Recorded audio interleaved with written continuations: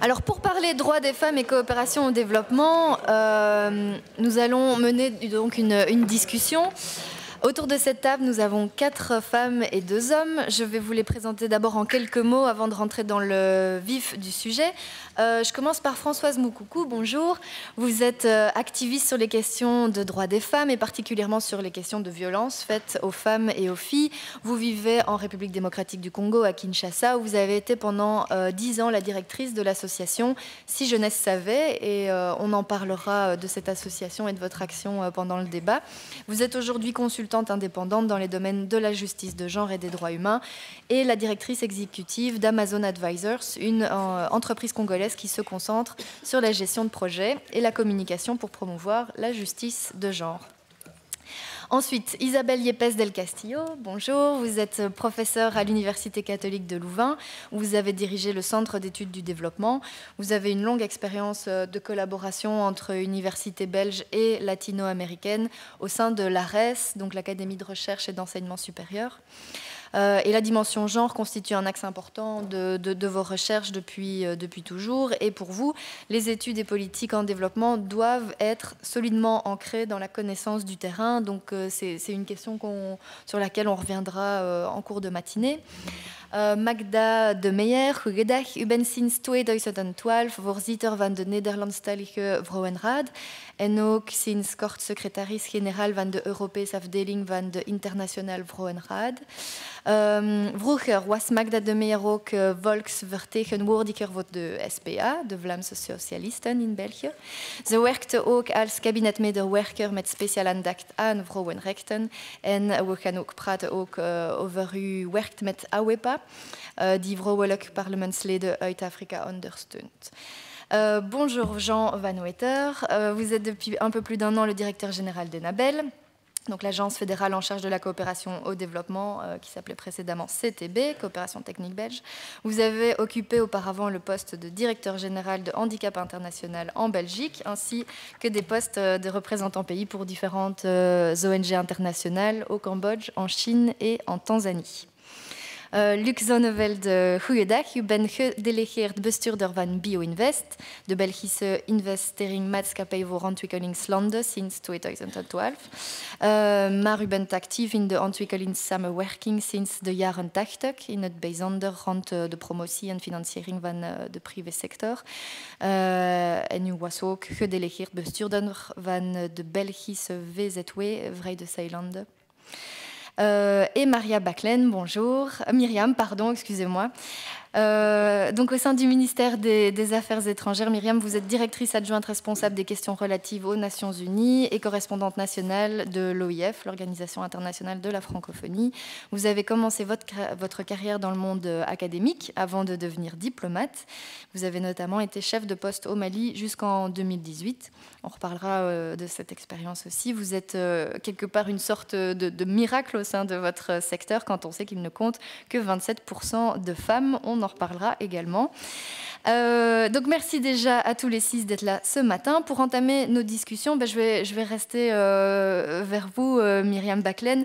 En préparant ce débat, vous m'avez notamment raconté comment vous-même, très tôt, au début de votre carrière, avez pris conscience des incohérences dans les programmes de développement, dans la manière dont ils sont conçus.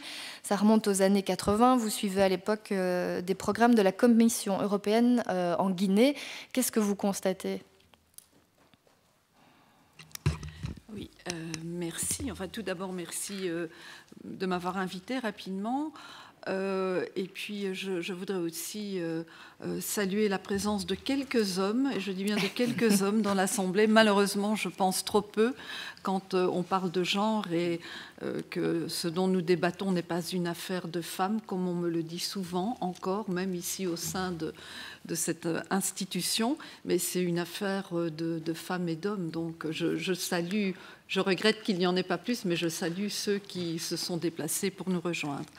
Alors, quand vous me posez la question sur la Guinée, vous me renvoyez à, disons, à une perspective historique dans les années 80, effectivement, quand je travaillais sur le terrain.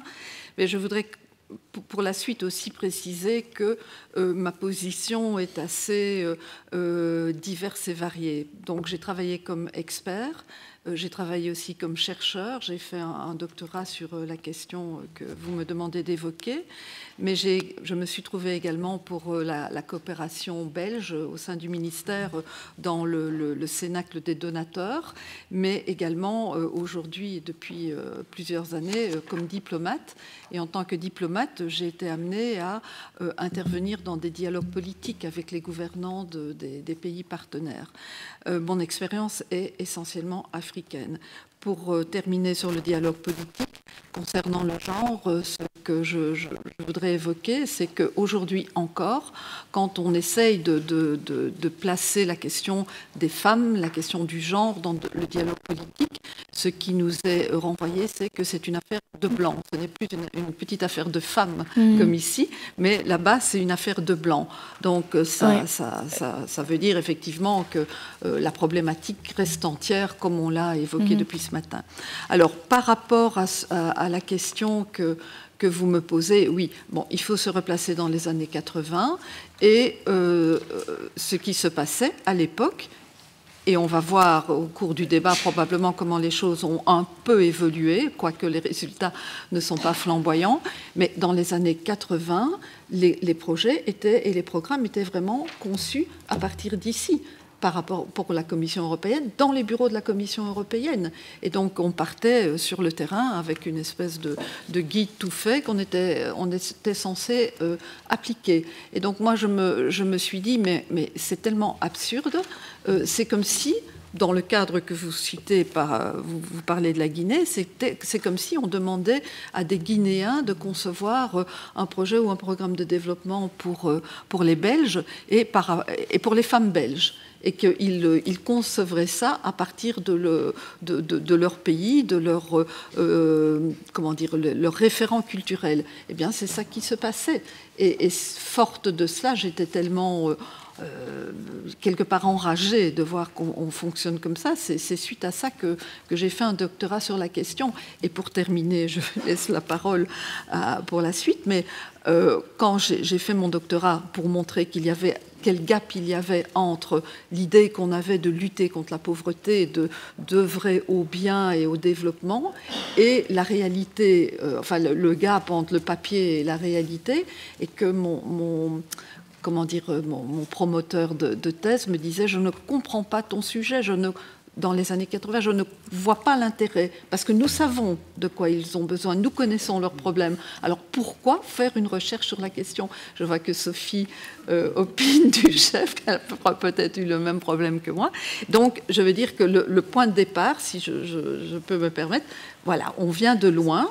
Il y a 35 ans, on disait qu'on ne comprenait pas de quoi on parle. Les choses ont évolué, elles évoluent lentement. Voilà, c'est tout ce que je peux dire. Vous dites que les choses ont évolué, justement. Oui. Où est-ce qu'on en est alors aujourd'hui? On a résorbé en partie ce gap, on a pris conscience. Bon, moi, ce que je constate, c'est qu'après tout ce temps, il y a au moins... Enfin, le fait que cette réunion se tienne, ça veut dire qu'on est conscient qu'il y a des choses à faire, on est conscient qu'il y a un problème, on est conscient qu'il y a un gap, comme on l'a dit. Donc, il y a encore beaucoup de choses à faire, qu'il y a encore énormément d'obstacles à contourner. Et je suis tout à fait d'accord avec ce qui a été dit par les autres intervenantes, c'est qu'on constate, même après qu'il y ait eu, j'ai l'impression, une espèce d'ouverture et d'embellie, on est de nouveau en train de régresser. J'ai l'impression qu'on serre de nouveau les boulons pour empêcher cette thématique d'émerger. Enfin, c'est mon expérience personnelle. En quoi est-ce qu'on a évolué? Enfin, on a évolué en ce sens, partons par exemple du papier, quand on a commencé à introduire, bon, là, il y a la loi de la coopération belge, puisqu'on est dans le cadre de la coopération, qui fait état de l'obligation d'avoir la prise à bord du genre et de l'environnement, ça m'a toujours fait sourire, le genre et l'environnement, en termes de transversalité. Cela dit, on en fait quoi? Ça veut dire quoi la transversalité? Il faut être conscient qu'à partir du moment où on dit que ça doit être transversal, on n'anticipe pas d'ailleurs que le programme et le projet deviennent éminemment plus complexes que ce qu'on imagine au départ. Et tout ça placé dans ce qu'on appelle le cadre logique. Alors là, un mot par rapport à ce cadre logique. La logique de qui? La logique de quoi? La logique, la rationalité cartésienne. On met un programme, et ça on le fait encore aujourd'hui, c'est né dans les années 90 et ça a eu beaucoup de succès. C'est une approche américaine, donc la logique américaine que le monde entier a adoptée, et on tend à faire entrer la réalité dans cette logique, dans ce cadre, comme on dit. Mais le terrain, c'est pas du tout comme ça. D'abord, quand on veut se confronter à la problématique du genre, on se confronte immédiatement à la problématique des rapports de pouvoir, des rapports de force, et donc des rapports de domination qui sont éminemment culturels. Et donc ce n'est pas avec un petit programme, un petit projet et un cadre logique que l'on va pouvoir prendre cela à bord. Et donc par rapport à la logique, oui, pour terminer peut-être sur le cadre logique, c'est un ensemble d'étapes très bien délimitées dans le temps qui se succèdent dans un très bon ordre et dans un temps déterminé, avec un calendrier bien vissé, alors que quand on est sur le terrain, on s'aperçoit que la réalité, d'abord, elle est éminemment plus complexe, et puis par rapport au genre et par rapport au groupe cible, on fait une identification. On peut revenir là sur les méthodes que l'on utilise pour l'identification, mais surtout, on considère qu'une fois que l'identification est terminée, on passe à la phase suivante, alors que, d'après l'expérience, on continue à identifier, je veux dire, on continue à découvrir que ce qu'on avait cru au départ, ce n'est pas tout à fait ça, parce qu'on est plus en phase, on a plus d'informations, mais trop tard, on ne peut plus revenir en arrière. Il faut aller de l'avant, il faut terminer le cycle du projet, et il faut être surtout dans les temps préétablis au niveau administratif et au niveau budgétaire. Et donc tout ça pour vous dire que ça rend encore plus difficile cette appréhension de la problématique des femmes et de la dimension du genre. Donc nous-mêmes, je pense qu'on ne se dote pas des bons outils. On est dans le cadre de la coopération au développement et pas dans le cadre des domaines qui ont été évoqués tout à l'heure, mais dans le domaine de la coopération au développement, on n'a pas les bons outils pour appréhender la problématique du genre à ce jour. Jean-Louane Vetter, j'ai envie de vous faire réagir tout de suite par rapport à différentes questions. Donc, est-ce qu'Enabel définit ses propres projets sur base de ce fameux cadre logique dont nous a parlé Myriam Baclaine? Et puis, d'autre part, est-ce qu'on n'a vraiment pas les bons outils? Où est-ce que vous en êtes, vous, chez Enabel, par rapport aux outils? Comment vous les évaluez? Mais tout d'abord, merci beaucoup, merci pour l'invitation et ravi d'être là. Et je tiens à souligner, je ne suis pas tout seul en représentant Enabel. On a la présidente de notre conseil d'administration, Anne-Laure, qui est à côté de moi. Il y a Chris Verhagen, qui est également notre conseil d'administration. Il y a Alice, qui est notre experte genre. Et on a encore d'autres collègues dans la salle, puisqu'on a des ambassadeurs genre dans l'organisation et plusieurs d'entre eux sont dans la salle. Donc je tiens à les remercier pour cela. Avant de répondre à la question, je voudrais juste rebondir sur ce que Mariam disait. Elle disait que j'étais assez d'accord avec ce qu'elle dit avec l'exemple de la Guinée. C'est comme si la Guinée venait nous dire quoi faire en Belgique. Moi, j'ai eu la même réflexion. J'ai fait 15 ans de terrain. Et quand je suis rentré en Belgique il y a 3 ans pour reprendre la direction d'Handicap International, j'avais été invité au manager de l'année, qui est organisé par le magazine Trends, OSL. Et je revenais avec toutes ces expériences où, en tant qu'handicap international sur le terrain, on mettait en place des programmes genre et des programmes sur l'intersectionnalité, genre et handicap, et financés notamment par la Belgique. Et j'avais l'impression de loin que la Belgique avait fait beaucoup de progrès et était un modèle du genre, un modèle dans le genre. Et je suis rentré, je vais à cette soirée du manager de l'année, et 90% des gens, il y avait 2000 personnes, 2000 managers dans la salle, 90% étaient des hommes. Eh bien, j'étais choqué, je dois vous l'avouer, franchement, j'étais choqué. J'avais vécu en Chine, en Tanzanie et au Cambodge. Et je me rendais compte qu'en fait, peut-être que la Belgique, à ce niveau-là, était moins avancée, en tout cas en termes de représentation de femmes dans le monde du business, que certains pays dans lesquels j'avais été, notamment la Tanzanie. Quand j'allais à des réunions de la Tanzania Private Sector Foundation, on voyait plus de représentation de femmes entrepreneurs que ce que j'ai pu voir dans certaines réunions ici en Belgique. Donc il faut être très prudent, je pense, dans notre approche en tant qu'agence de développement, et certainement pas venir avec une approche de donneur de leçons. Ouais. Alors, par rapport à votre question sur qu'est-ce qu'on fait, qu'est-ce qu'on peut faire, le genre est une priorité. C'était une priorité pour le ministre De Croo avec l'initiative She Decides notamment. Et dans les derniers programmes de coopération qu'on a démarrés, on en a démarré 5 en 2018 et 2019, 5 nouveaux pays. La composante She Decides est une grosse composante. Ça représente environ 20 à 25% des budgets des nouveaux programmes de coopération, avec un focus, comme vous le savez, fort sur un des premiers droits, qui est le droit à la santé reproductive et sexuelle pour les femmes, droit à l'accès à la justice également. Et alors la deuxième composante de ces nouveaux programmes, aussi une des priorités du ministre De Croo, c'est le développement du secteur privé. Et dans le développement du secteur privé, un focus particulier sur les femmes entrepreneurs et donc une attente particulière de notre part de mettre des moyens supplémentaires et des actions supplémentaires, des analyses aussi, des rapports de domination, des rapports de pouvoir dans les sociétés dans lesquelles on travaille, pour s'assurer qu'il y ait suffisamment de femmes qui aient accès à nos différents programmes.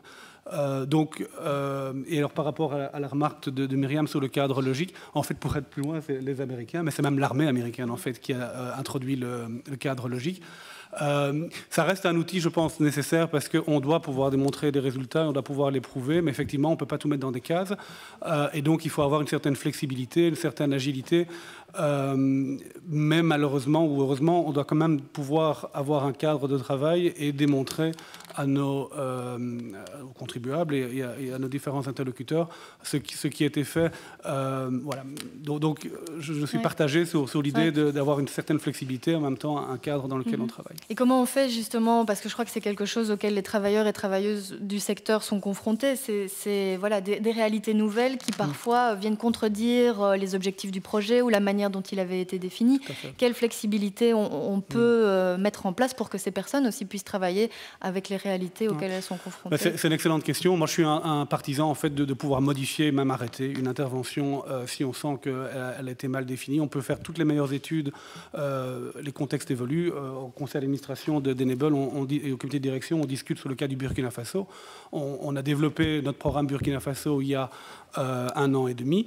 Le contexte du Burkina au niveau de la sécurité, par exemple, évolue rapidement et donc il faut rapidement pouvoir changer. Et là, je dois souligner le travail qui a été fait sur le nouveau contrat de gestion d'Enable qui a été négocié il y a 2 ans. Ce nouveau contrat de gestion permet beaucoup plus de flexibilité par rapport à des changements de programmes en cours de route et Enable dispose d'une certaine flexibilité pour pouvoir le faire en fonction de l'évolution des contextes. Mais effectivement, c'est essentiel. On ne va pas vous demander de refaire tout l'historique de l'institution, mais j'avais quand même envie de vous demander, est-ce qu'il y a eu un moment dans l'historique d'Enable de prise de conscience particulière par rapport à la thématique du genre et je crois que vous l'avez présenté, il y a quelqu'un au sein de la structure qui est responsable aussi aujourd'hui de screener les projets genre, mais est-ce qu'une seule personne c'est suffisant justement si on veut en faire une priorité? Non, c'est l'excellente question. Je ne connais pas tout l'historique en détail et ne peux pas dire quand ça a été, et peut-être que des collègues qui ont travaillé pour Enable pourront le dire, mais récemment, c'est clair, et je laisserai la parole à Anne-Laure, et Régine, peut-être qui travaille chez Plan maintenant. Mais avant de lui céder la parole, je dirais que récemment, avec l'impulsion du ministre De Croo et l'impulsion de notre conseil d'administration actuellement, avec Anne-Laure comme présidente et Chris également comme membre, il y a clairement une attention particulière sur les problématiques de genre au niveau du conseil d'administration. On a également mis en place un conseil, un steering committee pour le genre au sein de l'organisation que je préside. On a augmenté les ressources avec une personne dédiée, mais également des ambassadeurs au siège et sur le terrain qui relayent les messages et qui vérifient que les programmes, qui monitorent les programmes existants et qui donnent des conseils dans l'élaboration des nouveaux programmes. Il y a des budgets supplémentaires qui ont été mis en place aussi pour s'assurer qu'il y ait des études fortes qui soient mises en place au moment du démarrage, notamment sur des études sociologiques sur les rapports de domination dans les communautés dans lesquelles on travaille. Voilà, je dirais particulièrement maintenant, il y a une attention particulière, mais à mon avis, ça a déjà été le cas dans le passé. Peut-être Régine, si tu veux ajouter quelque chose. Donc Régine a travaillé pour Plan, ou Chris?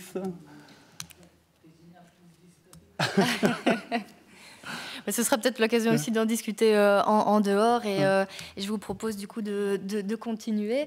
Je vais me tourner vers Magda de Meijer. Magda, bij de voorbereiding van dit panel met uw medewerker Maggie Pop begreep ik dat er sinds de jaren 90 vooruitgang is geboekt op het gebied van vrouwenrechten, maar dat er ook tegenslagen zijn geweest. Waarover gaat het? Dank u wel. We hebben het er vanmorgen eigenlijk ook al over gehad. Hè. Ik denk dat iedereen het over eens is dat sinds de 4e Wereldconferentie, Vrouwenwereldconferentie van 1995, er grote stappen vooruit gezet zijn op vlak van vrouwenrechten, mensenrechten. Hè. Dus er zijn een heleboel nieuwe wetten gekomen, er zijn een heleboel nieuwe instanties gecreëerd die zich specifiek gaan richten op de kwestie van vrouwenrechten en mensenrechten. Dus dat is een goede zaak. Als je kijkt naar België, in België hebben we dan heel de wet op de gender mainstreaming gekregen. Hè. Een mooie wet, jammer genoeg slecht toegepast. Of laten we misschien zeggen zelfs bijna niet toegepast. Hè. Maar daar kunnen we misschien later nog op ingaan. Maar de wet is er op de gender mainstreaming. Dus het idee dat elk ministerie, elk departement eigenlijk aan gender mainstreaming moet doen, die wet is er. We hebben ook een instituut voor gelijkheid van vrouwen en mannen. Internationaal hebben we de besluiten van de VN-veiligheidsraad over vrouwen, we hebben de Istanbul-conventie, we hebben de jaarlijkse besluiten van CSW. Dus er is heel wat gebeurd op het wettelijke en institutionele veld, laat ons zeggen, sinds 1995. Maar aan de andere kant, wat we vandaag zien, is eigenlijk dat die verworvenheden van 1995 worden eigenlijk constant ondergraven.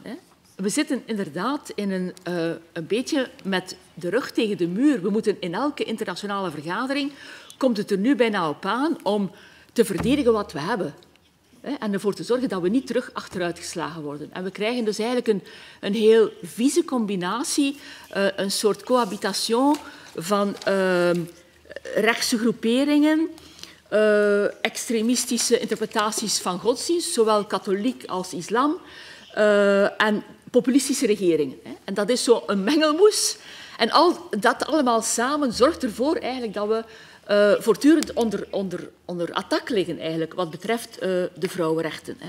En extreem rechts speelt daar inderdaad een heel belangrijke rol. Dus je hebt een hele stroming, ook binnen Europa, vooral dan in Oost-Europa, een backlash op het vlak van seksuele en reproductieve rechten.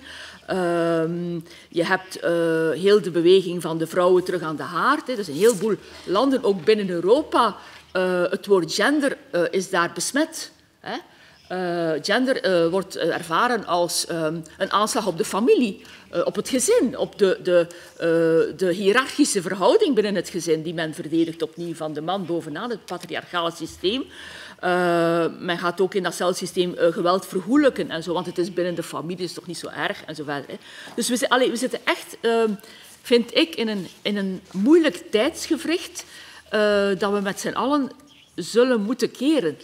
Dat is bijzonder belangrijk, denk ik, dat we een meer offensieve politiek, wat Dagmar vanmorgen ook zei, dat we een meer offensieve politiek gaan moeten ontwikkelen, maar ook moeten proberen, denk ik, de geesten van de mensen veel meer te sensibiliseren hoe belangrijk heel dat rechtendiscours is. Men vergeet soms hoe belangrijk dat is vandaag de dag.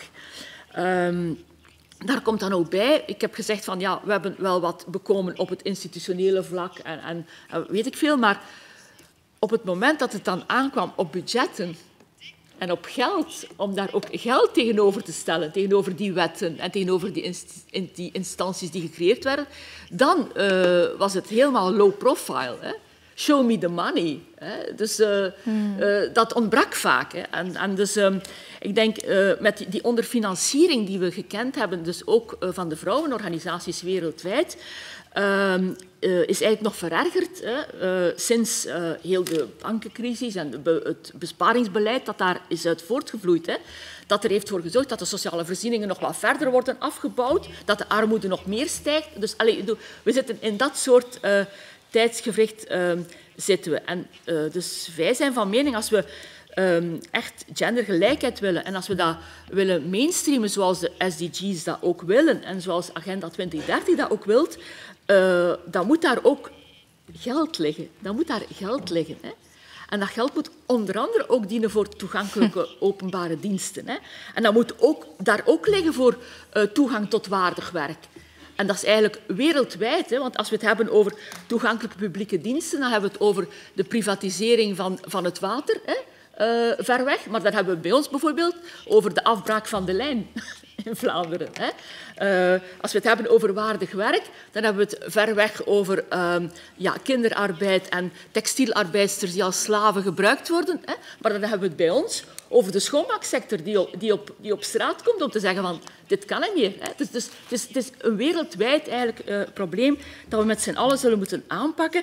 En dan is onze mening dat we, zoals ook de slogan was van de NGO-bijeenkomst in Genève enkele weken geleden ter voorbereiding van CSW, is men in Genève bijeengekomen met de Europese organisaties en apart een NGO-bijeenkomst. De grote slogan was daar: We want system change.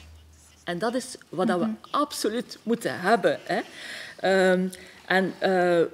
Dat is een maatschappij waar dat people and planet voor profit gaan. Hè. En het is dat soort maatschappij dat we moeten hebben en waar dat we voor moeten gaan. En dat noemen wij dan de feministische economie. Hè. De zorgeconomie, de welzijnseconomie. En ik denk dat we dat aan de agenda moeten zetten. Mais vous avez dit des choses très importantes sur la régression quelque part des droits humains, des droits des femmes derrière les intérêts économiques. Et je voudrais revenir sur les budgets parce que c'est important de parler de chiffres. Vroenraad a dit et a mis en évidence que 0,2% à peine des budgets de la coopération au développement vont aux organisations de femmes. Comment est-ce qu'on peut faire pour avoir plus d'argent, simplement? Ja, dus wij vinden dat wel. Wij vinden dat inderdaad een pijnpunt dat eigenlijk die vrouwenorganisaties, ook vaak die lokale vrouwenorganisaties, die regionale vrouwenorganisaties, waar een enorme power zit. Hè. We hebben juist het verhaal gehoord van Zuid-Amerika daar. Er zit een enorme power in die lokale vrouwen die zich verenigen in organisaties, lokaal en regionaal. En dat is een soort maatschappelijke kracht die je ook vanuit ontwikkelingssamenwerking moet ondersteunen. Hè. Want die kunnen inderdaad zorgen voor verandering op grassroots level. Hè. En ik denk dat we dat heel erg nodig hebben. Hè. Naast een belangrijke multilaterale samenwerking. Daar zijn we zeker niet tegen. Hè. Natuurlijk moet er samengewerkt worden met die grote organisaties zoals UN Women en wat weet ik al. Maar je mag niet de kracht van het terrein onderschatten. En dat moet je ondersteunen, vind ik. Luc Zonneveld, u werkt met economische belangen. Staan de mensenrechten en de vrouwenrechten op de tweede plaats in uw prioriteiten? Goedemorgen. Ik introduceer tegelijkertijd alvast mijn collega Maria, die tegenover mij zit en die bij BIO de hele genderproblematiek mee ondersteunt. Hoe staat dat bij ons? Misschien toch even 2 woorden voor degenen die BIO niet kennen. Dus wij zijn een deel van de Belgische ontwikkelingssamenwerking. Maar wij doen het op een compleet andere manier dan de meeste andere actoren. Wij investeren. We hebben kapitaal van de Belgische overheid dat ons ter beschikking gesteld is. En dat investeren wij in bedrijven. Kleine bedrijven, grote bedrijven, middelgrote bedrijven. In Afrika en Azië en in Latijns-Amerika. Ik denk dat we moeten beginnen, als we het daarover hebben, over het bedrijfsleven, bij het punt wat Miriam ook al aanhaalde. Dat zijn over het algemeen heel veel mannen die, denk ik, vooral allergisch reageren op een witte man of op een witte vrouw, misschien nog veel erger, als die komt het thema gender op tafel leggen. Dus ik denk, hoe ga je daarmee om, wat ons betreft? Ik denk dat wij proberen ondernemers af te halen waar ze zelf staan. En dat zijn mensen die een succesvolle business willen. En ik denk het allerbelangrijkste argument wat je op dat moment op tafel kan leggen voor gender is te zeggen, gender makes business sense. It makes economic sense. Het is een opportuniteit om je business te ontwikkelen, te groeien en meer duurzaam te maken. En we kunnen ons daarop baseren op een hele race van studies die de afgelopen, denk maar, 10, 20 jaar gemaakt zijn. Die wel degelijk aantonen dat bedrijven waar de rechten van mannen en vrouwen op een gelijkwaardige manier worden gehanteerd, waar vrouwen in het management zitten, in het executive management, dat die bedrijven over het algemeen veel beter functioneren, sterker groeien, grotere winst maken en duurzamer zijn. Dus concreet, wat betekent dat bij bio? Als wij een investering doen, en de eerste stap die wij zetten is te kijken in hoeverre een bedrijf voldoet aan de zogenaamde performance standards van de Wereldbank, van de IFC. En daarvan zijn mensenrechten, vrouwenrechten een onderdeel van. Om op die manier te voorkomen of zeker te gaan dat we niet samenwerken met bedrijven waar de situatie dusdanig is dat wij daar geen deel van willen uitmaken. Dus waar echt rechten met voeten getreden worden, dat kan niet. Maar die analyses tonen vaak aan dat er op allerlei vlakken, en zeker ten opzichte van onze Europese standaarden, enorm veel te verbeteren valt. En dat is eigenlijk waar de dialoog dan met een bedrijf begint. Dat wij zeggen van oké, minimum is wellicht in orde, maar er liggen gigantisch veel opportuniteiten om het hele genderthema veel meer op een hogere prioriteit binnen het bedrijf te zetten. We willen graag samen kijken welke prioriteiten voor de klant, voor het bedrijf zelf het meest interessant zijn. En maken dat een deel van het contract wat we met een bedrijf tekenen. Dat is een soort actieplan waarin staat dat het bedrijven door de loop van een aantal jaren een aantal stappen moeten zetten. En dat wij van jaar tot jaar in de jaarlijkse rapportage willen zien in hoeverre die stappen ook worden opgevolgd. En dat kan zijn trainingen, specifieke trainingen voor vrouwen die daarna een meer verantwoordelijke positie kunnen krijgen. Verbetering van de arbeidsvoorwaarden. Specifieke programma's om bijvoorbeeld als het om financiële instellingen gaat, om meer producten te ontwikkelen die met name voor vrouwelijke klanten interessant zijn. En op die manier proberen we, denk ik, bedrijven mee te nemen, in te spelen op opportuniteiten en op die manier veranderingen teweeg te brengen. Ik kan misschien afsluiten met één klein voorbeeldje. Wij werken vaak met lokale fondsbeheerders. Dus dat zijn instellingen, fondsen, die wij geld geven opdat zij dat kunnen investeren in kleine bedrijven ter plekke, wat vanuit België moeilijk te doen is. We werken met één fonds samen al een jaar of 15 en de eerste contacten met hen, dat was een fondsbeheerder, daar werkten toen een 10-tal, 15-tal mensen, die waren allemaal mannen. En wij vanaf dag 1 gezegd hebben, weten jullie wel wat voor opportuniteit je eigenlijk laat liggen? Zou je er niet bewust van moeten zijn dat als jullie team toch minstens voor de helft uit vrouwen zou bestaan, dat voor het succes van jullie bedrijvigheid dat een enorme stap vooruit zou zijn. En ik kan u zeggen, de eerste jaren werden wij compleet weggelachen. Daar kwamen de mensen van Bio weer met hun rare verhaal. Als je vandaag naar die fondsbeheerder kijkt, daar werken nu een 60-tal mensen. Daarvan zijn 35 vrouwen. En daarvan is meer dan de helft van het management zijn vrouwen. En men is daar enorm trots op. Niet zozeer alleen de vrouwen, maar vooral ook de mannen die gezegd hebben van het heeft lang geduurd. Het ligt misschien aan onze Afrikaanse mentaliteit om daar op ons ritme de stappen te zetten. Maar uiteindelijk zien we dat jullie gelijk hadden. Je me permets de lire aussi les questions qui arrivent, et il y en a plusieurs pour vous. J'ai envie quand même de vous faire réagir par rapport à celle-là. Est-ce que d'une certaine manière, on n'instrumentalise pas le genre pour amadouer les entreprises? Ça, c'était une partie de la question. Et comment est-ce qu'on peut remettre en cause le système dans sa globalité, le système capitaliste, pour aborder le genre peut-être de manière plus éthique? Ik denk niet dat je bij bio moet zijn om het kapitalistisch systeem in vraag te stellen. Wij zijn een deel van het kapitalistisch systeem. Hè? Dat is gewoon zo. Wij beheren kapitaal wat we investeren. Wij werken daar op commerciële voorwaarden of quasi-commerciële voorwaarden. Dus ik denk wat dat betreft moet je niet bij ons zijn. En ik vraag me ook af of het pragmatisch gezien, en ik ben zeer pragmatisch als Nederlander, pragmatisch gezien de beste manier is om het systeem te veranderen door het fundamenteel in vraag te stellen, wetende wat voor machtsstructuren daar aanwezig zijn. Hè? Die macht met man en macht, zoals dat dan zo mooi heet in het Nederlands, ook zullen verdedigen. Hè?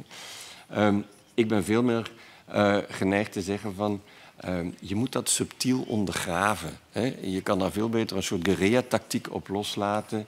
Hè? En daar waar opportuniteiten zijn, proberen deuren te openen en zaken te veranderen.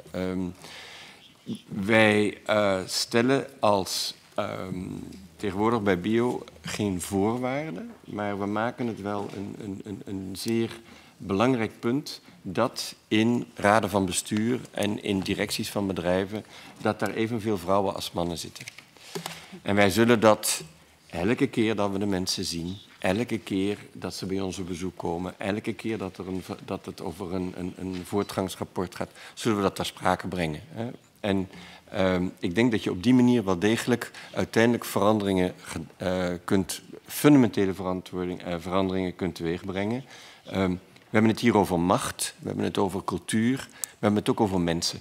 Hè? En je ziet dat als je de juiste mensen op belangrijke plekken hebt om veranderingen teweeg te brengen, dat die veranderingen ineens heel snel kunnen gaan en ook duurzaam zijn. Je prends encore une autre question par rapport au processus de sanction. Est-ce qu'il existe des processus de sanction que bio pourrait mettre en place lorsque bio constate des violences ou des cas où clairement le genre est discriminé ou mis en cause par l'entreprise soutenue par bio? Inderdaad, dus ik zei al, wij werken met de zogenaamde IFC Performance Standards. Daar staat uiteraard in dat discriminatie en alle vormen daarvan, dat die verboden zijn. Mocht het zo zijn dat die dan alsnog geconstateerd worden, wij werken ook met onafhankelijke experts bij projecten met een zogenaamd hoger risico, die daar dan onafhankelijk oordelen. We hebben een zogenaamd grievance mechanism. Dus als mensen bij een klant van ons constateren dat zaken niet in de haak zijn, dat ze dat anoniem bij ons kunnen melden. Wij volgen dat op. En het is inderdaad zeker mogelijk dat wij sanctioneren door bijvoorbeeld delen van de financieringen uiteindelijk niet uit te betalen. Of in het uiterste geval ons geld terug te vragen. Wij gebruiken dat voorzichtig in die zin dat voor mij het uiteindelijke doel is verandering teweeg te brengen. Je kunt je terugtrekken, dat kan. Of je dan uiteindelijk daarmee veel verandert, is vaak de vraag. Het is vaak zinvoller om de zaak op tafel te leggen en zeggen van mensen, discriminatie uiteraard, dat kan niet. Maar er zijn een aantal andere dingen waar we afgesproken hadden stappen te zetten. Die worden niet gezet. Wat gaan jullie eraan doen? Wetende dat als je ze niet gaat zetten, dat uiteindelijk we op een gegeven moment ons geld kunnen terugvragen. Wat doorgaans betekent dat onze klant daarmee failliet gaat. Onze financiering is meestal zo belangrijk dat als wij ons geld terugtrekken, zonder dat het project ten einde is uitgevoerd, dat het bedrijf dan over de kop gaat. Die dreiging is vaak veel interessanter dan het uiteindelijk te doen, omdat je daarmee wellicht beter bereikt dat mensen veranderen dan dat je ze over de kop helpt. Merci. Je vais passer à vous, Françoise Moukoukou. Magda Demeyer l'a dit notamment, il y a de plus en plus d'institutions, de lois, même de sanctions qui sont développées pour favoriser les droits des femmes. Mais vous, qui avez travaillé au sein d'une organisation dont vous avez été la directrice, on en parlera plus précisément de vos actions. Mais vous avez constaté que quand il y a un budget qui doit passer à la trappe, c'est celui des organisations faites aux femmes. Alors comment est-ce qu'on fait fait quand, malgré toutes ces institutions, ces lois, ces sanctions, les budgets ne suivent pas? Est-ce que c'est aussi quelque chose que vous constatez en RDC? Oui, tout à fait. Et c'est dommage parce que la question du genre, la question des violences faites aux femmes, c'est une question sur laquelle nous avons fait beaucoup d'avancées. Nous sommes arrivés à faire changer les mentalités. Mais il faut que l'effort continue, il ne faut pas baisser les bras, sinon on assiste à ce que la plupart des intervenantes avant moi à ce retour de bâton, parce que justement, il faut continuer à garder ce moment-là. Et pour paraphraser Patricia, qui avait parlé avant, elle parlait des féministes du XXe siècle et du XXIe siècle. Moi, je pense que je suis une du XXIe siècle, mais j'aimerais dire que les mouvements comme MeToo, Balance ton port, Balance ton Kuluna, comme nous l'avons localisé au Congo, a commencé parce que nous, notre génération a grandi avec ce message. D'autres femmes avant nous qui ont combattu tout cela avec des projets qui ont mis du genre en avant de façon assez spécifique et nous aimerions que cela continue. Parce qu'à un moment donné, qu'on soit du XXe ou du XXIe siècle, on sent le besoin de transformer le hashtag en action concrète. Transformer le hashtag en action, c'est à retenir. Et est-ce que vous rejoignez Magda quand elle dit qu'il faut une politique plus offensive? Et comment est-ce que, si c'est le cas, on est plus offensif? D'abord par cette exigence. Moi, j'aime bien cette exigence qu'on a dans les projets belges de faire du réseautage entre les différentes personnes qui travaillent sur le genre.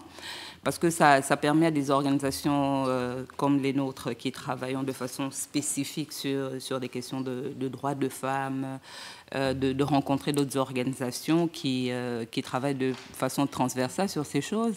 Donc avoir l'opportunité de s'asseoir à une même table, de parler avec des gens qui travaillent sur l'environnement, le changement climatique et voir comment est-ce qu'ils récoltent également ces données, ces problèmes qu'il y a de façon spécifique dans leur domaine et de pouvoir mettre tout cela ensemble pour travailler à des positions communes. Je pense que c'est important pour nous que cela continue. Ouais. Merci beaucoup. Je vais passer à Isabelle Yepes. Je voudrais peut-être vous faire réagir d'abord par rapport à ce qui vient d'être dit. Vous êtes chercheuse. Je voulais savoir, est-ce que dans vos recherches, vous avez vu, vous aussi, cette évolution du secteur de la coopération avec une plus grande prise en compte des bénéficiaires, mais peut-être encore insuffisante par rapport aux organisations de femmes? Je pense qu'on a avancé. On a avancé, mais on a avancé en entendre les femmes, mais on n'arrive pas encore à les écouter. Et je pense que pour écouter mieux les femmes, il faut un effort de réflexivité des agences de coopération, et je pense aussi les agences gouvernementales, les agences internationales, etc. etc. Un effort de réflexivité sur deux choses. La première, c'est une réflexion sur ce que les développements et ce qui produit les développements. Je pense que c'est une question cruciale. Moi-même, j'ai participé à plusieurs équipes d'experts pour évaluer les projets. À l'époque, on travaillait sur les projets des microcrédits financés plusieurs organismes. Et alors, à ce moment-là, on se disait il faut ces microcrédits pour aider les femmes les plus pauvres. Et alors, on voulait apprendre à ces femmes plus pauvres à devenir entrepreneurs ou entrepreneuses. Mais malheureusement, ces femmes qui recevaient soit par exemple des poules, 10 poules pour qu'elles puissent devenir, après avoir 12 et investir ces 2 nouvelles poules dans l'élargissement de ces ressources, ou dans d'autres cas, j'ai évalué par exemple un projet du fonds de survie en Amérique centrale, et alors on prêtait l'argent pour que les femmes qui produisaient de l'artisanat puissent élargir leur activité. Et on attendait qu'une fois qu'ils avaient réussi à avoir un petit capital, qu'elle investisse dans l'élargissement de son activité. Mais malheureusement, dans les deux cas, les femmes privilégient pas l'élargissement de l'activité, sinon la sécurisation de sa famille. Ça veut dire, s'il y avait un enfant qui était malade, on investissait ses gains dans l'amélioration de la situation de santé, ou on prêtait l'argent à la famille, etc. Et à ce moment-là, l'attitude, c'était de se dire, c'est un problème de formation.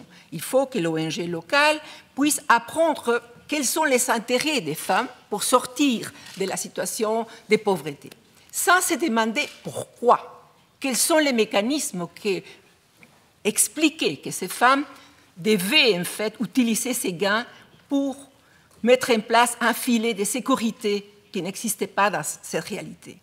Et alors ça c'est la première question, et je pense qu'il faut mettre sur la table ce qu'on considère le développement, les activités qu'on propose sont imprégnées de cette conception du développement. Et le deuxième élément que j'ai pu remarquer, c'est qu'on peut aller plus loin de la notion de bénéficiaire. Ces femmes qui ont considéré ignorantes qu'il fallait capaciter, qu'il fallait former, ils avaient une pluralité de logiques. Ils savaient bien qu'est-ce qu'il fallait faire. Ils savaient que quand une ONG venait qui était plus solidaire, ils disaient « mon activité est solidaire d'économie populaire ». Et quand il venait une autre qui pensait à l'entrepreneuriat et à l'économie des marchés, ils disaient « nous sommes des entrepreneuses ». Et alors c'est ça les problèmes. Parfois on produit des bénéficiaires qui répondent à l'intérêt, à l'orientation du bailleur de fonds. Je pense qu'il faut... On a déjà de l'expérience. Et alors, cet effort, je pense que cette réunion aujourd'hui est très intéressante parce qu'on veut aller plus loin. Et alors, si on réussit à ça, on va pouvoir écouter mieux les femmes. Tous les bruits vont être laissés de côté. Ça, c'est ma première réaction. Peut-être que je peux faire déjà réagir par rapport à ça, à la fois Luc Zonneveld ou Jean Van Wetter. Qu'est-ce qui produit du développement? Ça, je trouve que c'est quelque chose d'assez essentiel, bien sûr.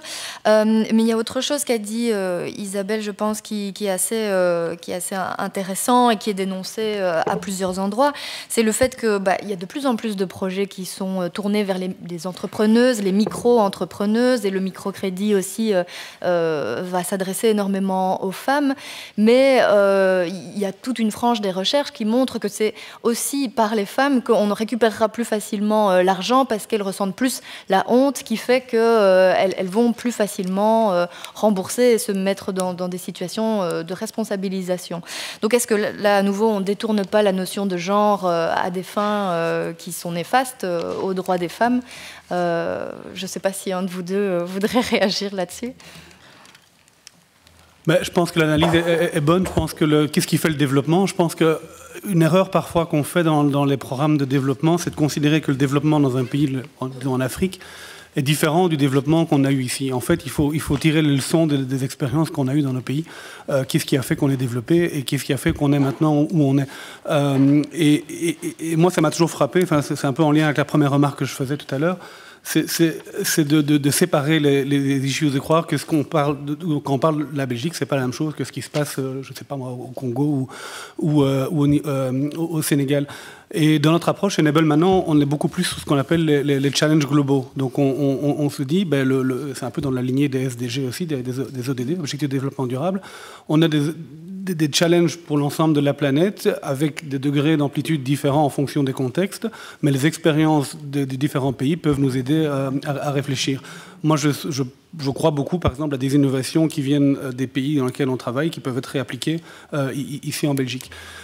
Je crois aussi à des approches globales et il ne faut pas voir l'action d'un seul acteur seul. Je pense que qu'est-ce qui fait le développement, c'est quand les trois grands axes du développement, pour moi, qui sont la gouvernance, le secteur privé et la société civile, quand ces trois grands acteurs sont forts et renforcés, on a du développement. Si on fait que du secteur privé, c'est pas suffisant. Si on fait que de la gouvernance, c'est pas suffisant. Et si on fait que de l'appui à la société civile, c'est pas suffisant. Et je crois que c'est la richesse de la coopération belge, avec ses différents instruments, de pouvoir à la fois soutenir des associations de femmes, la société civile, de développer le secteur privé avec bio, ou de renforcer la gouvernance et renforcer l'environnement avec une agence comme Enable. Et je pense qu'on doit beaucoup plus travailler sur nos synergies, les synergies entre nous. J'aimerais ajouter un mot par rapport au dernier exemple sur les femmes, et c'est peut-être un autre exemple, mais c'est la complexité, et c'est aussi lié au log frame. En fait, nos interventions sont complexes et parfois on a tendance à les simplifier. Et je donne un exemple que j'ai vécu moi, en Tanzanie. C'était un projet que, c'était pas Enable, c'était pour une organisation britannique que je travaillais, une ONG britannique. On voulait renforcer le secteur privé et l'entrepreneuriat. Et c'était en collaboration avec une entreprise privée qui développait de la canne à sucre. Et DFID, qui était le bailleur de fonds, donc la coopération britannique, voulait augmenter le taux d'emploi et avait, je dirais, une approche logique qui était de dire on va augmenter le revenu des paysans en leur donnant des techniques de production de la canne à sucre avec des contrats arrangés avec un grand importateur ou exportateur de canne à sucre. Et le projet était très positif parce qu'on avait réussi à augmenter les revenus des agriculteurs par 3. Et donc, ce projet était dans des réunions à Londres. Tout le monde se félicitait. En quelques années, on avait augmenté le résultat, le revenu des agriculteurs par 3. Et en fait, ça, c'est la vision simpliste. Ce qui s'est passé, c'est qu'en fait, on a fait plus de tort que de bien, puisque ces agriculteurs, qui étaient des petits agriculteurs locaux, qui avaient avant ce qu'on appelle en anglais subsistence farming, je ne sais pas comment on dit en français, mais donc l'agriculture de subsistance pour la famille, avaient remplacé cette agriculture de subsistance par la plantation de canne à sucre. Et donc, et en général, c'était des hommes qui dominaient l'exploitation. Et donc, les revenus ont augmenté pour l'homme, mais n'ont pas été spécialement réinvestis dans la famille. Et dans la même région, on a vu une augmentation du nombre de cas de stunting, je ne sais plus comment on dit en français non plus, enfin d'évanouissement d'enfants puisqu'ils étaient malnutris, puisqu'effectivement, ils n'avaient plus accès à la nourriture, une nourriture variée qui était avant dans l'exploitation agricole familiale. Et donc, pour moi, ça résume bien la complexité de travailler la notion de genre et développement et le risque que quand on se focalise uniquement sur le développement économique, on fasse plus de bien que de tort. Ça ne veut pas dire qu'il ne faut pas faire des exploitations, il faut certainement en faire, mais en ayant une certaine intelligence par rapport aux effets connexes, en les analysant et en ayant des approches qui permettent de les éviter. Voilà. Je sais pas si... Rapidement, peut-être, Luc Zonneveld. Ik probeer de vraag te begrijpen. Ik moet zeggen, ik begrijp hem helemaal niet. Maar kennelijk is er dus kritiek op de motivatie van een investeerder die zou investeren in MFI's, microfinancieringsinstellingen die dan specifiek zich op vrouwen richten. Omdat die zouden sneller terugbetalen. Nu, ik begrijp het niet helemaal. Ik denk, als iemand dat doet, first of all, it makes business sense. Hè?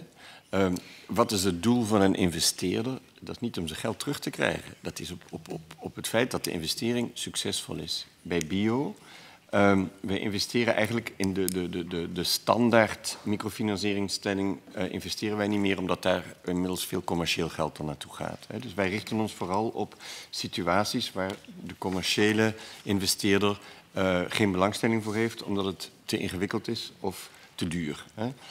Wat betekent dat heel concreet? Dat wij investeren in rurale gebieden met name, in moeilijke landen. En heel veel in microfinancieringsinstellingen door en voor vrouwen. Het zijn op het ogenblik financieel gezien onze meest succesvolle investeringen. Waarom? Omdat inderdaad die vrouwen die kiezen voor een ondernemerschap, naar onze ervaring, veel succesvoller zijn en duurzaam succesvoller zijn dan mannen. Men heeft denk ik een scherpere business sense en slaagt erin om tegenslagen veel beter eroverheen te komen dan mannen. Wij investeren inmiddels, het waren kleine MFI's toen we begonnen, in Annapurna, in India, in MBK, in Indonesië. Ik kan er zo een aantal noemen. En daar zie je de groeicijfers van de businessen waarin je dan uiteindelijk investeert, die zijn fenomenaal. En inderdaad, ja, voor ons is het aangenaam dat je op basis daarvan ook uiteindelijk je lening terugkrijgt. Maar dat is toch niet de motivatie? Isabelle Yepes, vous vouliez réagir par rapport à ce qui vient d'être dit? Oui. En fait, je pense que justement une vision principalement économique fait supposer que la manière de sortir les gens de la pauvreté et de l'extrême pauvreté est de les proposer des crédits. Et c'est faux. Les gens qui sont en extrême pauvreté, les crédits, les microcrédits, les endettent plus. Enfin, je pense que là, il faut mettre en avant une politique de sécurisation de cette population. Hein? Ça c'est et alors, il y a un autre élément qui a été